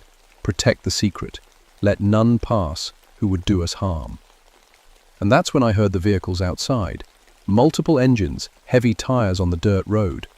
Through the stone walls, I could somehow see them. Black SUVs with government plates. Men with weapons and equipment designed to detect and contain supernatural activity. "They followed the researchers' signal," Mahala said. "They're coming for all of us." The sound of car doors slamming echoed down through the mountain like gunshots. Mahala squeezed my hand tighter, and more memories flooded in. But these were different. These showed me what the Melungeon ancestors could do when they were threatened. "Every time they've come for us," she said, "we've found ways to protect ourselves. Sometimes we hide, sometimes we fight, and sometimes—" The air around us began to shimmer. The transparent figures of the dead Melungeons became more solid, more real. Their eyes blazed with cold fire. Sometimes we remind them why their ancestors were afraid of the dark places in these mountains. Heavy footsteps echoed from above, commands being shouted in military-style language. I heard equipment being moved, the high whine of electronic devices powering up. "Rebecca," Mahala said urgently, "You have a choice to make. Your bloodline connects you to all of this, but you've lived in their world. You can walk away right now, go back to being just a park ranger, and they'll probably leave you alone. Or what? Or you become who you really are." One of the trapped researchers opened her eyes again. This time when she spoke, I recognized the voice. It was my own great-grandmother, who had died when I was 5. "Little bird," she said in the Cherokee my great-grandmother had taught me, "the hollow calls to its children. Will you answer?" Above us, the footsteps had reached the cabin. I heard electronic equipment squealing, the same sound from the audio recording. Whatever the government team had brought to detect supernatural activity, it was going crazy. "Contingency Protocol 7, a man's voice commanded. "Full spectral suppression. No one gets out alive." That's when I understood. This wasn't a rescue mission. They were here to clean up loose ends, the researchers, me, anyone who had seen too much. The missing DNA team had discovered something the government wanted to keep secret, and now everyone involved had to disappear. "They've done this before," I said, the knowledge coming from memories that weren't mine. "To our families, for generations." "Yes," Mahala said, "but never when we were ready for them." She let go of my hand, and immediately I felt stronger, more aware. I could sense the men above us, count their heartbeats, smell their fear sweat. I could feel the electronic equipment they carried like insects crawling on my skin. Capitalists. What do I need to do? Prohibited. "Nothing," she said. "Just remember who you are." Blindness. The chamber filled with light, as every one of the dead Melungeons raised their hands. The humming from the trapped researchers became a chant, words in the old language that made the stone walls themselves vibrate. And then I felt them. All of them. Every ancestor, every generation of my family that had lived and died in these mountains. Their memories became mine. Their knowledge flowed into me like water rushing into a dry riverbed. I understood now why the government feared us. We weren't just people with unusual DNA. We were living bridges between the world of the living and the world of the dead. We could call on our ancestors for help, access memories that went back centuries, see things that normal people couldn't see. And right now, every Melungeon who had ever died to protect their family was standing in this chamber, ready to fight. The ceiling above us cracked. Dust rained down as heavy machinery started cutting through the floor of the cabin. They were coming down to us, bringing their equipment and weapons into the heart of our ancestral ground. "Bad choice," Mahala said with a smile that would have terrified me an hour ago. The first soldier rappelled through the hole in the ceiling, night vision goggles and automatic weapon ready. He landed in a crouch, scanning for targets. He never saw the Cherokee warrior from 1760, who stepped out of the shadows and touched his forehead. The soldier screamed once and collapsed, his hair gone white, his eyes rolled back in his head. Just like the researchers, he had been given more memories than his mind could hold. More soldiers followed, and each one met the same fate. The dead Melungeons moved like smoke, untouchable by bullets, unstoppable by technology. One by one, the government team experienced 300 years of persecution and pain in the space of heartbeats. But their leader, a man in a suit instead of combat gear, made it to the bottom. He looked around at his unconscious team, at the glowing figures of the dead, at the 4 researchers still chanting in their circle. Then he looked at me. "Rebakbury Hollowback," he said calmly. "Genetic marker M7, bloodline classification Alpha. We've been monitoring your family for 50 years. "Who are you?" I asked, though part of me already knew. Department of Paranormal Containment. We study and manage supernatural threats to national security. He pulled out a device that looked like a metal detector. Your people have been on our watch list since 1953. We're not a threat. Your evolution, he said. Humans with abilities that shouldn't exist, connected to knowledge that died centuries ago. Do you have any idea what foreign governments would do to get their hands on that kind of capability? The device in his hands beeped faster as he pointed it at me. You could read the memories of dead enemy agents, access battle strategies from warriors who lived before guns were invented, communicate with the ancestors of foreign leaders. So you kill us. We protect everyone, he said, including you. There are people out there who would dissect your entire bloodline to understand how your abilities work. Mahala stepped forward, and the man's device started screaming warnings. Child, she said to me, he speaks truth, but not the whole truth. She gestured, and the air shimmered. Suddenly the chamber was filled with images. Government laboratories, Melungeon children in cells, scientists taking blood samples and tissue samples, and worse. They don't protect us, she said. They farm us. The man's face went pale. Those programs were discontinued in 1987. Were they? Mahala asked. More images appeared. Recent dates, current facilities, children who looked like me in white rooms with no windows. I felt something hot and bright rising in my chest. 300 years of anger. 300 years of families destroyed by people who saw us as specimens instead of human beings. No more, I said. What happened next is hard to explain in words that don't make me sound crazy. I reached out with abilities I'd never known I had and touched the government agent's mind. Abolished hurt him. I just showed him what we really were. Not threats to be contained, but people who had survived centuries of persecution by learning to help each other across the boundaries of life and death. I let him feel what it was like to be hunted for being different, to have your children taken away, to be treated like an animal in a cage. Blendeye pulled back. He was crying. I'm sorry, he whispered. I didn't know. Now you do, Mahala said gently. The question is, what will you do with that knowledge? The agent looked around at his unconscious team, at the researchers still lost in ancestral memories, at the glowing figures of the dead watching him with patient eyes. I have to report this, he said slowly, but I can control what I report. Equipment malfunction, Mahala suggested. Research teams suffered psychological breakdown from isolation. All personnel accounted for. No supernatural activity detected. He nodded slowly.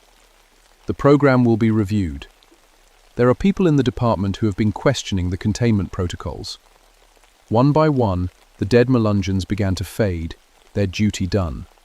But I could feel they weren't really gone. They would always be there when their descendants needed them. The trapped researchers slowly came back to themselves, their hair returning to normal color, their minds recovering from the overwhelming flood of memories. They would remember most of it as dreams, strange visions brought on by stress and isolation. Mahala walked over to me as the chamber began to return to normal stone walls. You did well, child, she said, but this is just the beginning. Policing. What do you mean? Clang. There are other bloodlines, other families with abilities they've forgotten how to use. The Cherokee, the Scots-Irish, families all through these mountains who carry power in their blood. She handed me something, a small metal object covered in symbols. You're going to help them remember. I don't know how. You'll learn, and when you do, maybe we can finally stop hiding. She kissed my forehead, and I felt a warmth spread through me that I knew would never completely fade. Welcome home, Rebecca Hollowback. When the rescue teams arrived the next morning, they found everyone safe and accounted for. The research team had no memory of anything supernatural, just a few days of confusing data and equipment failures. The government agents reported equipment malfunction and recommended the area be classified as geologically unstable. A park ranger, but everything was different now. I could sense the history in every stone, hear the whispers of the ancestors in every wind through the trees.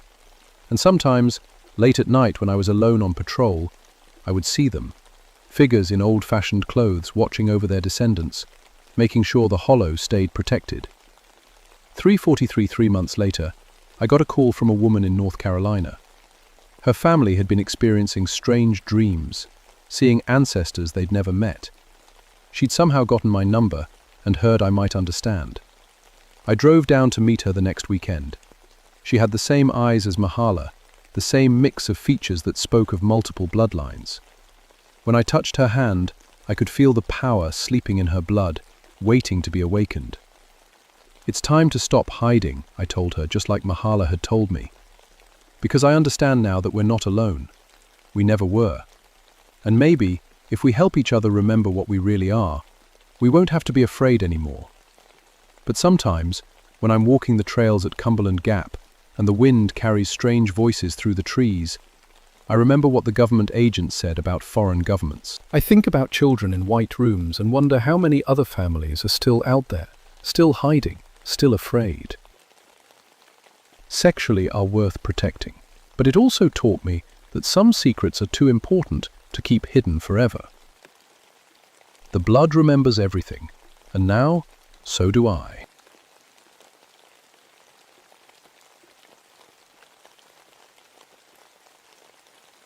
My name is Margaret Stormcrow, and I've been a park ranger in North Carolina's Blue Ridge Mountains for 9 years. People always ask about my last name. It comes from my grandmother's Cherokee blood, though most folks just see a white woman in a green uniform.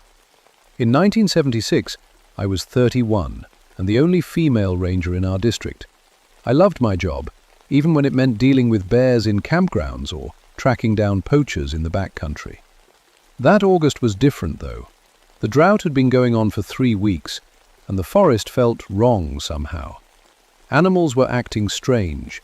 Deer coming down to the roads in broad daylight, birds flying in weird patterns. But what really got my attention was the livestock. 47 animals dead in 2 weeks. Cows, goats, even some horses. All of them drained of blood through 2 perfect holes in their necks. No struggle marks, no tracks around the bodies except for the normal farm animals.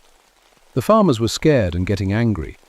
I remember the first call came in from Bill Henderson's farm, just outside the national forest boundary. I drove my truck up the winding mountain road, thinking it was probably wild dogs or maybe a sick bear. Bill met me at his gate, his face white as paper. "Kamal have seen, Margaret," he said, leading me toward his pasture. "Look at this." The cow was lying on its side in the middle of the field. At first glance, it looked like it was just sleeping, but when I got closer, I saw the 2 holes. Perfect circles, about an inch apart, right where the neck met the shoulder. The animal looked empty, like someone had drained all the life out of it. I knelt down and examined the wounds. No tearing, no ragged edges. They were clean, almost surgical. The grass around the cow was undisturbed.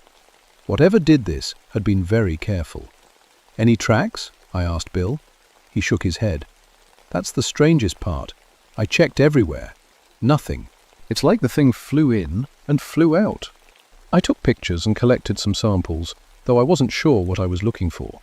In my 9 years as a ranger, I'd seen bears tear apart livestock, and I'd seen what wild dogs could do. This was neither. Over the next few days, more calls came in. Same thing every time. Dead animals, drained of blood, no evidence of what killed them. The local paper started running stories about a vampire beast, which made me angry. People were scared enough without newspapers making things worse. Column-wise, I spent my time driving between farms, taking notes, trying to find some pattern. The attacks were happening in a rough circle around Looking Glass Rock, one of the highest peaks in our district. All the farms were within 10 miles of the forest boundary. Whatever was doing this was coming out of my woods. The farmers started forming groups, carrying guns when they went out to check their animals. Some talked about hunting parties, going into the forest to track down whatever was killing their livestock. I couldn't let that happen. Too many people would get hurt, probably for nothing. I was sure it had to be an animal, some kind of predator that was sick or injured. Maybe it had rabies and couldn't hunt normally. The blood-draining part didn't make sense, but I'd seen sick animals do strange things before. Presume that's what I told myself anyway. I was a ranger, not some superstitious mountain person who believed in monsters. There had to be a reasonable explanation. At night, lying in my small cabin on the edge of the forest, I could hear things moving in the darkness outside. Things that didn't sound like any animal I knew. And sometimes, when I was out on patrol during the day, I'd get the feeling that something was watching me from the deep woods. I just didn't know how right I was. The first person to actually see the thing was Tommy McLeod, a 12-year-old boy whose family was camping at Davidson River. Tommy's dad brought him to my office 3 days after the latest livestock attack. "Tell her what you told me, son," his father said, putting a hand on the boy's shoulder. Tommy was pale and shaking. He kept looking toward the window like he expected something to come crashing through. When he spoke, his voice was barely a whisper. "I was getting water from the stream," he said. "It was early, just after sunrise. I heard this sound behind me like someone breathing real heavy. When I turned around, there was this thing watching me from the trees." "What did it look like?" I asked gently. "It was standing on 2 legs, but it wasn't a person. It was about as tall as me, maybe a little bigger, grey skin like a lizard. It had these spikes running down its back, and its eyes—" Tommy stopped and shuddered. "Its eyes were red and glowing. It stared right at me and I couldn't move, couldn't even scream. I just stood there while it looked at me." "How long did this last?" I asked. "I don't know, maybe a minute? Then it just turned around and walked back into the woods, real fast, like it was floating." Tommy's dad looked at me with worried eyes. "He won't sleep without the lights on. Keeps saying the thing is coming back for him." I took down all the details and drove out to their campsite. The stream ran clear and cold from the mountains, surrounded by thick rhododendron bushes. I found some broken branches where something had pushed through, but no footprints. The ground was too hard and rocky. But there was something else. On one of the broken branches, I found a small amount of clear, sticky substance. It smelled strange, not like anything I'd encountered in the woods before. I put it in a sample bag and made a note to have it tested. After noon, a man in a dark suit showed up at my office. He was tall and thin, with grey hair and cold blue eyes. He showed me a badge that said CDC, Centers for Disease Control. "I'm Dr. James Whitfield," he said, settling into the chair across from my desk. "I understand you've been investigating some unusual animal deaths in this area." "That's right," I said. "Livestock attacks. We think it might be a sick predator." Dr. Whitfield nodded slowly. "We're concerned about a potential disease vector, some kind of rabies variant that might be affecting local wildlife. I'll be setting up a research station to monitor the situation." Unprotected. Something about him made me uncomfortable. He seemed to know more about the attacks than I'd told him. And why would the CDC be interested in a few dead cows? "I'd like to coordinate with your investigation," he continued. "Share information, pool resources." Dr. Whitfield left me his card and said he'd be in touch. After he was gone, I realized I felt like I'd just been interviewed instead of consulted. That night, I decided to stake out Henderson's farm. If whatever was killing the livestock was going to strike again, it would probably come back to the same area. I parked my truck in the woods about a quarter-mile away and hiked to a spot overlooking the pasture. I brought my infrared scope and a motion detector, plus my rifle, just in case. The night was clear and hot. Crickets chirped in the grass, and occasionally I heard an owl calling from the forest. Normal sounds, peaceful sounds. I started to think I was wasting my time. Meticulously. Then, around 2 in the morning, the crickets stopped. The silence was sudden and complete. Even the breeze seemed to die away. I picked up my scope and scanned the pasture, looking for any movement. At first I saw nothing. Then something moved near the fence line, something that didn't look right. Through the infrared scope, I could see a heat signature moving across the field. But it wasn't moving like any animal I knew. It seemed to flow from one spot to another, faster than anything should be able to move. And it was walking upright. I watched it approach one of Henderson's cows. The animal didn't seem afraid. It just stood there while the thing got closer. When they were about 10 feet apart, the cow simply laid down in the grass, like it was going to sleep. The creature moved to the cow and bent over it. I couldn't see exactly what it was doing, but it stayed there for several minutes. When it finally straightened up, the cow didn't move. Then the thing looked directly at me. Even through the scope, even from a quarter-mile away, I could see its eyes, red and glowing, just like Tommy had said. And I had the strangest feeling that it could see me too, despite the darkness and the distance. It stared at me for what felt like hours, but was probably only seconds. Then it turned and moved toward the forest, covering the distance impossibly fast. One moment it was there, the next it was gone. I sat until dawn, shaking. When the sun came up, I walked down to check on the cow. Dead, with 2 perfect holes in its neck, just like all the others. But now I knew we weren't dealing with any ordinary animal.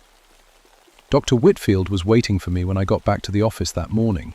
He had coffee and donuts from the bakery in town, and he was reading through my case files like he owned the place. "Find anything interesting last night?" he asked, not looking up from the papers. I hadn't told him about my stakeout plan.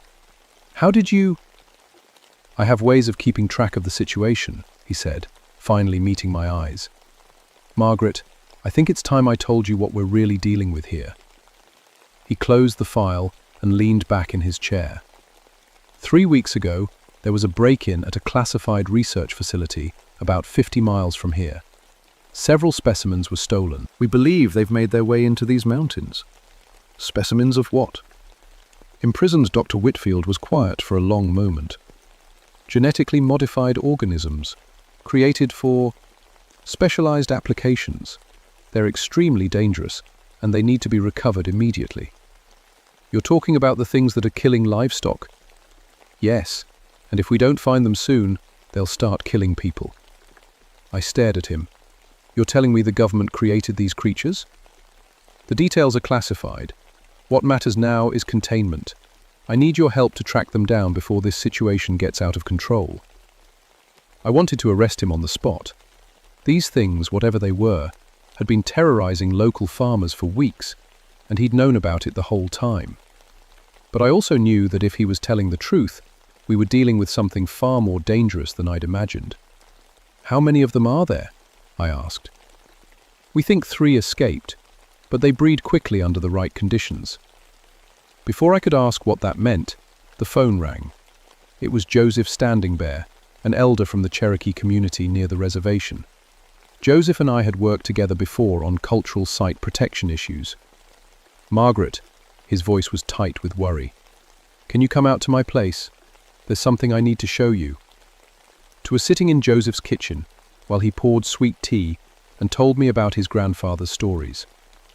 In the 1920s, my grandfather and some other hunters encountered creatures like what you're describing, Joseph said. They called them blood drinkers, said they came from the deep caves in the mountains. "Joseph, these things aren't from any caves. They're—" I stopped, glancing at Dr. Whitfield, who had insisted on coming along. "I know what the government man told you," Joseph said quietly, "but my grandfather's stories described the same creatures. 4 feet tall, grey skin, red eyes. They hunted in packs and could drain the life from animals without leaving a mark." "How did your grandfather's hunters deal with them?" Dr. Whitfield asked. Joseph looked at him for a long moment. "There are old ways, spiritual ways, but they require sacrifice." That afternoon we got reports of 3 more attacks. Not just livestock this time. A family camping near Looking Glass Rock had been found dead in their tent. The parents were drained like the animals, but the 2 children were missing. I organized search parties to look for the kids, but something told me we wouldn't find them alive. When Dr. Whitfield showed up with a military team carrying tranquilizer equipment, I realized this had gone way beyond my authority as a park ranger. The search teams found tracks this time. Not human, not animal. 4-toed prints with claw marks, leading toward a series of old mine shafts on the north face of Looking Glass Rock. Dr. Whitfield said, studying the maps, "We'll go in at first light." "What about the children?" I asked. He didn't answer, but his expression told me everything I needed to know. That night, Joseph came to my cabin. He brought a leather pouch filled with herbs and small carved bones. "Those creatures are alive," he said. "Whatever they were created for, it's nothing good. And if they're breeding—" He shook his head. "My grandfather said the blood drinkers would call to each other across great distances. If word gets back to wherever they came from, more will come." "What are you suggesting?" "There's a ritual, a way to bind them to one place permanently, but it requires someone to stay behind and complete the binding." I looked at the herbs and bones in his weathered hands. A week ago, I would have laughed at the idea of using Cherokee magic to fight government-created monsters. Now it seemed like our best option. "Disappointment?" I asked. Joseph nodded. "I lay in bed that night, listening to the sounds outside my cabin. I tried to prepare myself for what we might find in those mine shafts, but nothing could have prepared me for what was actually waiting in the darkness, underground. We went into the mine shafts at dawn, me, Joseph, Dr. Whitfield, and 4 soldiers with enough firepower to take down a bear. The main entrance was about 50 feet up the rocky face of Looking Glass Rock, hidden behind a tangle of dead trees and broken stone. Joseph led the way, carrying a backpack full of what he called blessed weapons, knives and arrows that had been prepared according to old Cherokee traditions. I had my rifle and a powerful flashlight. The soldiers carried tranquilizer guns and nets. Disappointment, Ted, hit us first. It was like nothing I'd ever experienced. Part animal musk, part something sweet and rotten. The tunnel sloped downward into absolute darkness, and our footsteps echoed weirdly off the stone walls. About 100 feet in, we found the children's bodies. They'd been used somehow, drained completely, but arranged carefully in a circle around what looked like a nest made of bones and torn fabric. I'd seen death before, but this was different. This was evil. Dr. Whitfield examined the area with scientific detachment. "They're using the children to feed the young," he said quietly. "This confirms they're reproducing." Knelt by the bodies and began whispering in Cherokee, sprinkling herbs from his pouch. The soldiers looked nervous, checking their weapons and scanning the darkness beyond our lights. That's when we heard the sound. It started as a low humming, almost below human hearing. Then it grew louder and higher, until it became a wailing that seemed to come from the rock itself. The soldiers raised their weapons, and I gripped my rifle tighter. "They know we're here," Joseph said, standing up from the children's bodies. "They're calling the pack." Turbulence, the attack came from 3 directions at once. Commemorate, the creatures moved faster than anything had a right to move. Grey shapes, flowing through the darkness, red eyes gleaming in our flashlight beams. The first soldier got his tranquilizer gun up and fired, but the dart bounced off the creature's hide like it hit armor. On him, I saw claws and teeth and heard screaming. Blood splashed across the mine walls. I fired my rifle at the nearest creature and hit its center mass. The bullets spun it around, but it didn't go down. Instead, it turned toward me with those terrible glowing eyes, and I felt the same freezing paralysis that Tommy McLeod had described. Joseph shouted something in Cherokee and threw a handful of his herbs at the creature. Where the herbs touched its skin, smoke rose and the thing shrieked in pain. The paralysis broke, and I could move again. The battle lasted maybe 5 minutes, but it felt like hours. 2 more soldiers died before we managed to drive the creatures deeper into the mine. Dr. Whitfield took a claw across his face and was bleeding badly, but he refused to retreat. "We have to get to the main nest," he kept saying. "We have to capture the breeding female." The tunnel opened into a large cavern, about 200 feet underground. Our lights revealed dozens of eggs clustered along the walls, and 3 more adult creatures guarding them. But the thing in the center of the cavern was different, larger, with spikes along its arms and back, and intelligence in its red eyes that made my blood turn cold. The queen, or alpha female, or whatever it was. When it saw us, It let out a sound that was part roar and part something that might have been laughter. Joseph stepped forward, pulling objects from his backpack. "Now," he said to me, "before they can coordinate an attack." What happened next still gives me nightmares. Logically began chanting in Cherokee while arranging carved stones in a pattern around the cavern entrance. The creatures reacted immediately, rushing toward us in a coordinated assault, but something was wrong with their movements. They seemed to be fighting against invisible barriers. "The binding ritual," Joseph explained between verses of his chant, "but it requires a life to complete." "What do you mean?" I shouted, firing at the alpha female as she tried to break through whatever spiritual barrier Joseph was creating. "Someone has to stay behind to finish the binding. Someone has to die here for it to work permanently." Dr. Whitfield appeared beside us, his face covered in blood, but his eyes bright with an intensity that scared me. "We can't let them die," he said. "Do you understand what we could learn from these specimens? What they could be worth?" That's when I realized Dr. Whitfield hadn't come here to destroy the creatures. He'd come to steal them for himself.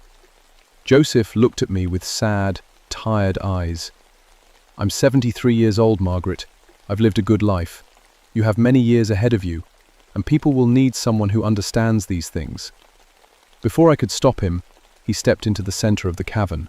The creatures swarmed him immediately, but as they touched him, light seemed to pour from his body, and the chanting grew louder, even though his mouth was no longer moving. The alpha female let out a sound of rage and fear, and the other creatures began fleeing deeper into the mine. The last thing I saw before the cave entrance collapsed was Joseph's body surrounded by light, and the queen creature trapped beside him as tons of rock crashed down from the ceiling. Dr. Whitfield was screaming about his specimens, but I grabbed him and the surviving soldier and ran. We barely made it out before the entire mine system caved in. When the dust settled, Looking Glass Rock was changed forever. Where the mine entrance had been, there was only solid stone. And somewhere underneath all that rock, the creatures were sealed away, with Joseph standing there's spirit standing guard. The government cleanup team arrived 6 hours later. Dr. Whitfield and the soldier who survived were taken away in a black helicopter. I never saw either of them again. The official report said Dr. Whitfield died in a laboratory accident the following week. The cover story was simple and effective. A rabid pack of coyotes had been responsible for the livestock deaths and the camping family's tragedy. The mine collapse was attributed to geological instability from the drought. The children's bodies were found and returned to their families for burial. End of story. It wasn't the end. Not for me.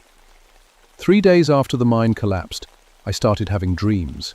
Visions, really. I could see things in the forest that weren't visible to normal sight. I could sense when animals were afraid or when something unnatural was moving through the woods. Joseph's spirit would visit me sometimes, especially when I was walking the mountain trails alone. He told me the binding would hold, but that other facilities were creating other creatures. And someday, someone would need to know how to fight them. I spent the next few years documenting everything that happened, writing it down in coded journals that I keep hidden in my cabin. I also learned as much as I could about Cherokee spiritual traditions, working with Joseph's family to understand the old ways of fighting supernatural threats. Other incidents happened across the southeast. Always the same pattern: genetic experiments escaping containment, government cleanup teams, cover stories. I started hearing from other park rangers, Forest Service people, local law enforcement. People who had encountered things they couldn't explain or report through official channels. We developed an informal network, warning systems, emergency protocols, ways to recognize when something unnatural was loose in the wilderness. The mine under Looking Glass Rock has stayed quiet for 30 years now, but sometimes, when I'm hiking near that area, I can feel something stirring deep underground. The binding is holding, but it's not permanent. Nothing ever is. I'm 55 years old now, and I've trained 3 other rangers to take over when I'm gone. I've taught them what Joseph taught me about the old ways, and I've made sure they understand what kind of world we're really living in. Because the government never stopped making their creatures, they just got better at containing them, most of the time. Wearable reading this, and you live in the mountains of North Carolina, here's what you need to know. Stay away from abandoned mine shafts. Don't camp alone in areas where livestock have been found dead. If you see something that walks upright but isn't human, don't look directly into its eyes. And if you ever meet a park ranger who seems to know more than they should about things that go bump in the night, listen to them. We're the ones standing between you and the darkness. My name is Margaret Stormcrow, and I'm likely just working with a Vose of World, but I'm not going to with these no money, and I'm certainly that you of the first creature of Lars. My name is Margaret Stormcrow, and I'm net the shorts more than Shiv before. No longer them from standing in the room, of course what the world happened. My name is Margaret Stormcrow, and I'm finding between you and stay away from the park ranger who seems degenerated. My name is Margaret Storm, and I'm navigate around the darkness, which work them workshly and nothing listen, provides here the world was retrograde. With you feeling the bod of the area, if you also have it as world, pretty much deep away, but more than the park ranger, continue enshal accessed that recently know. Within you're given to a few improving, but the definitely looking for the more, but if you complete the idea, remain be price.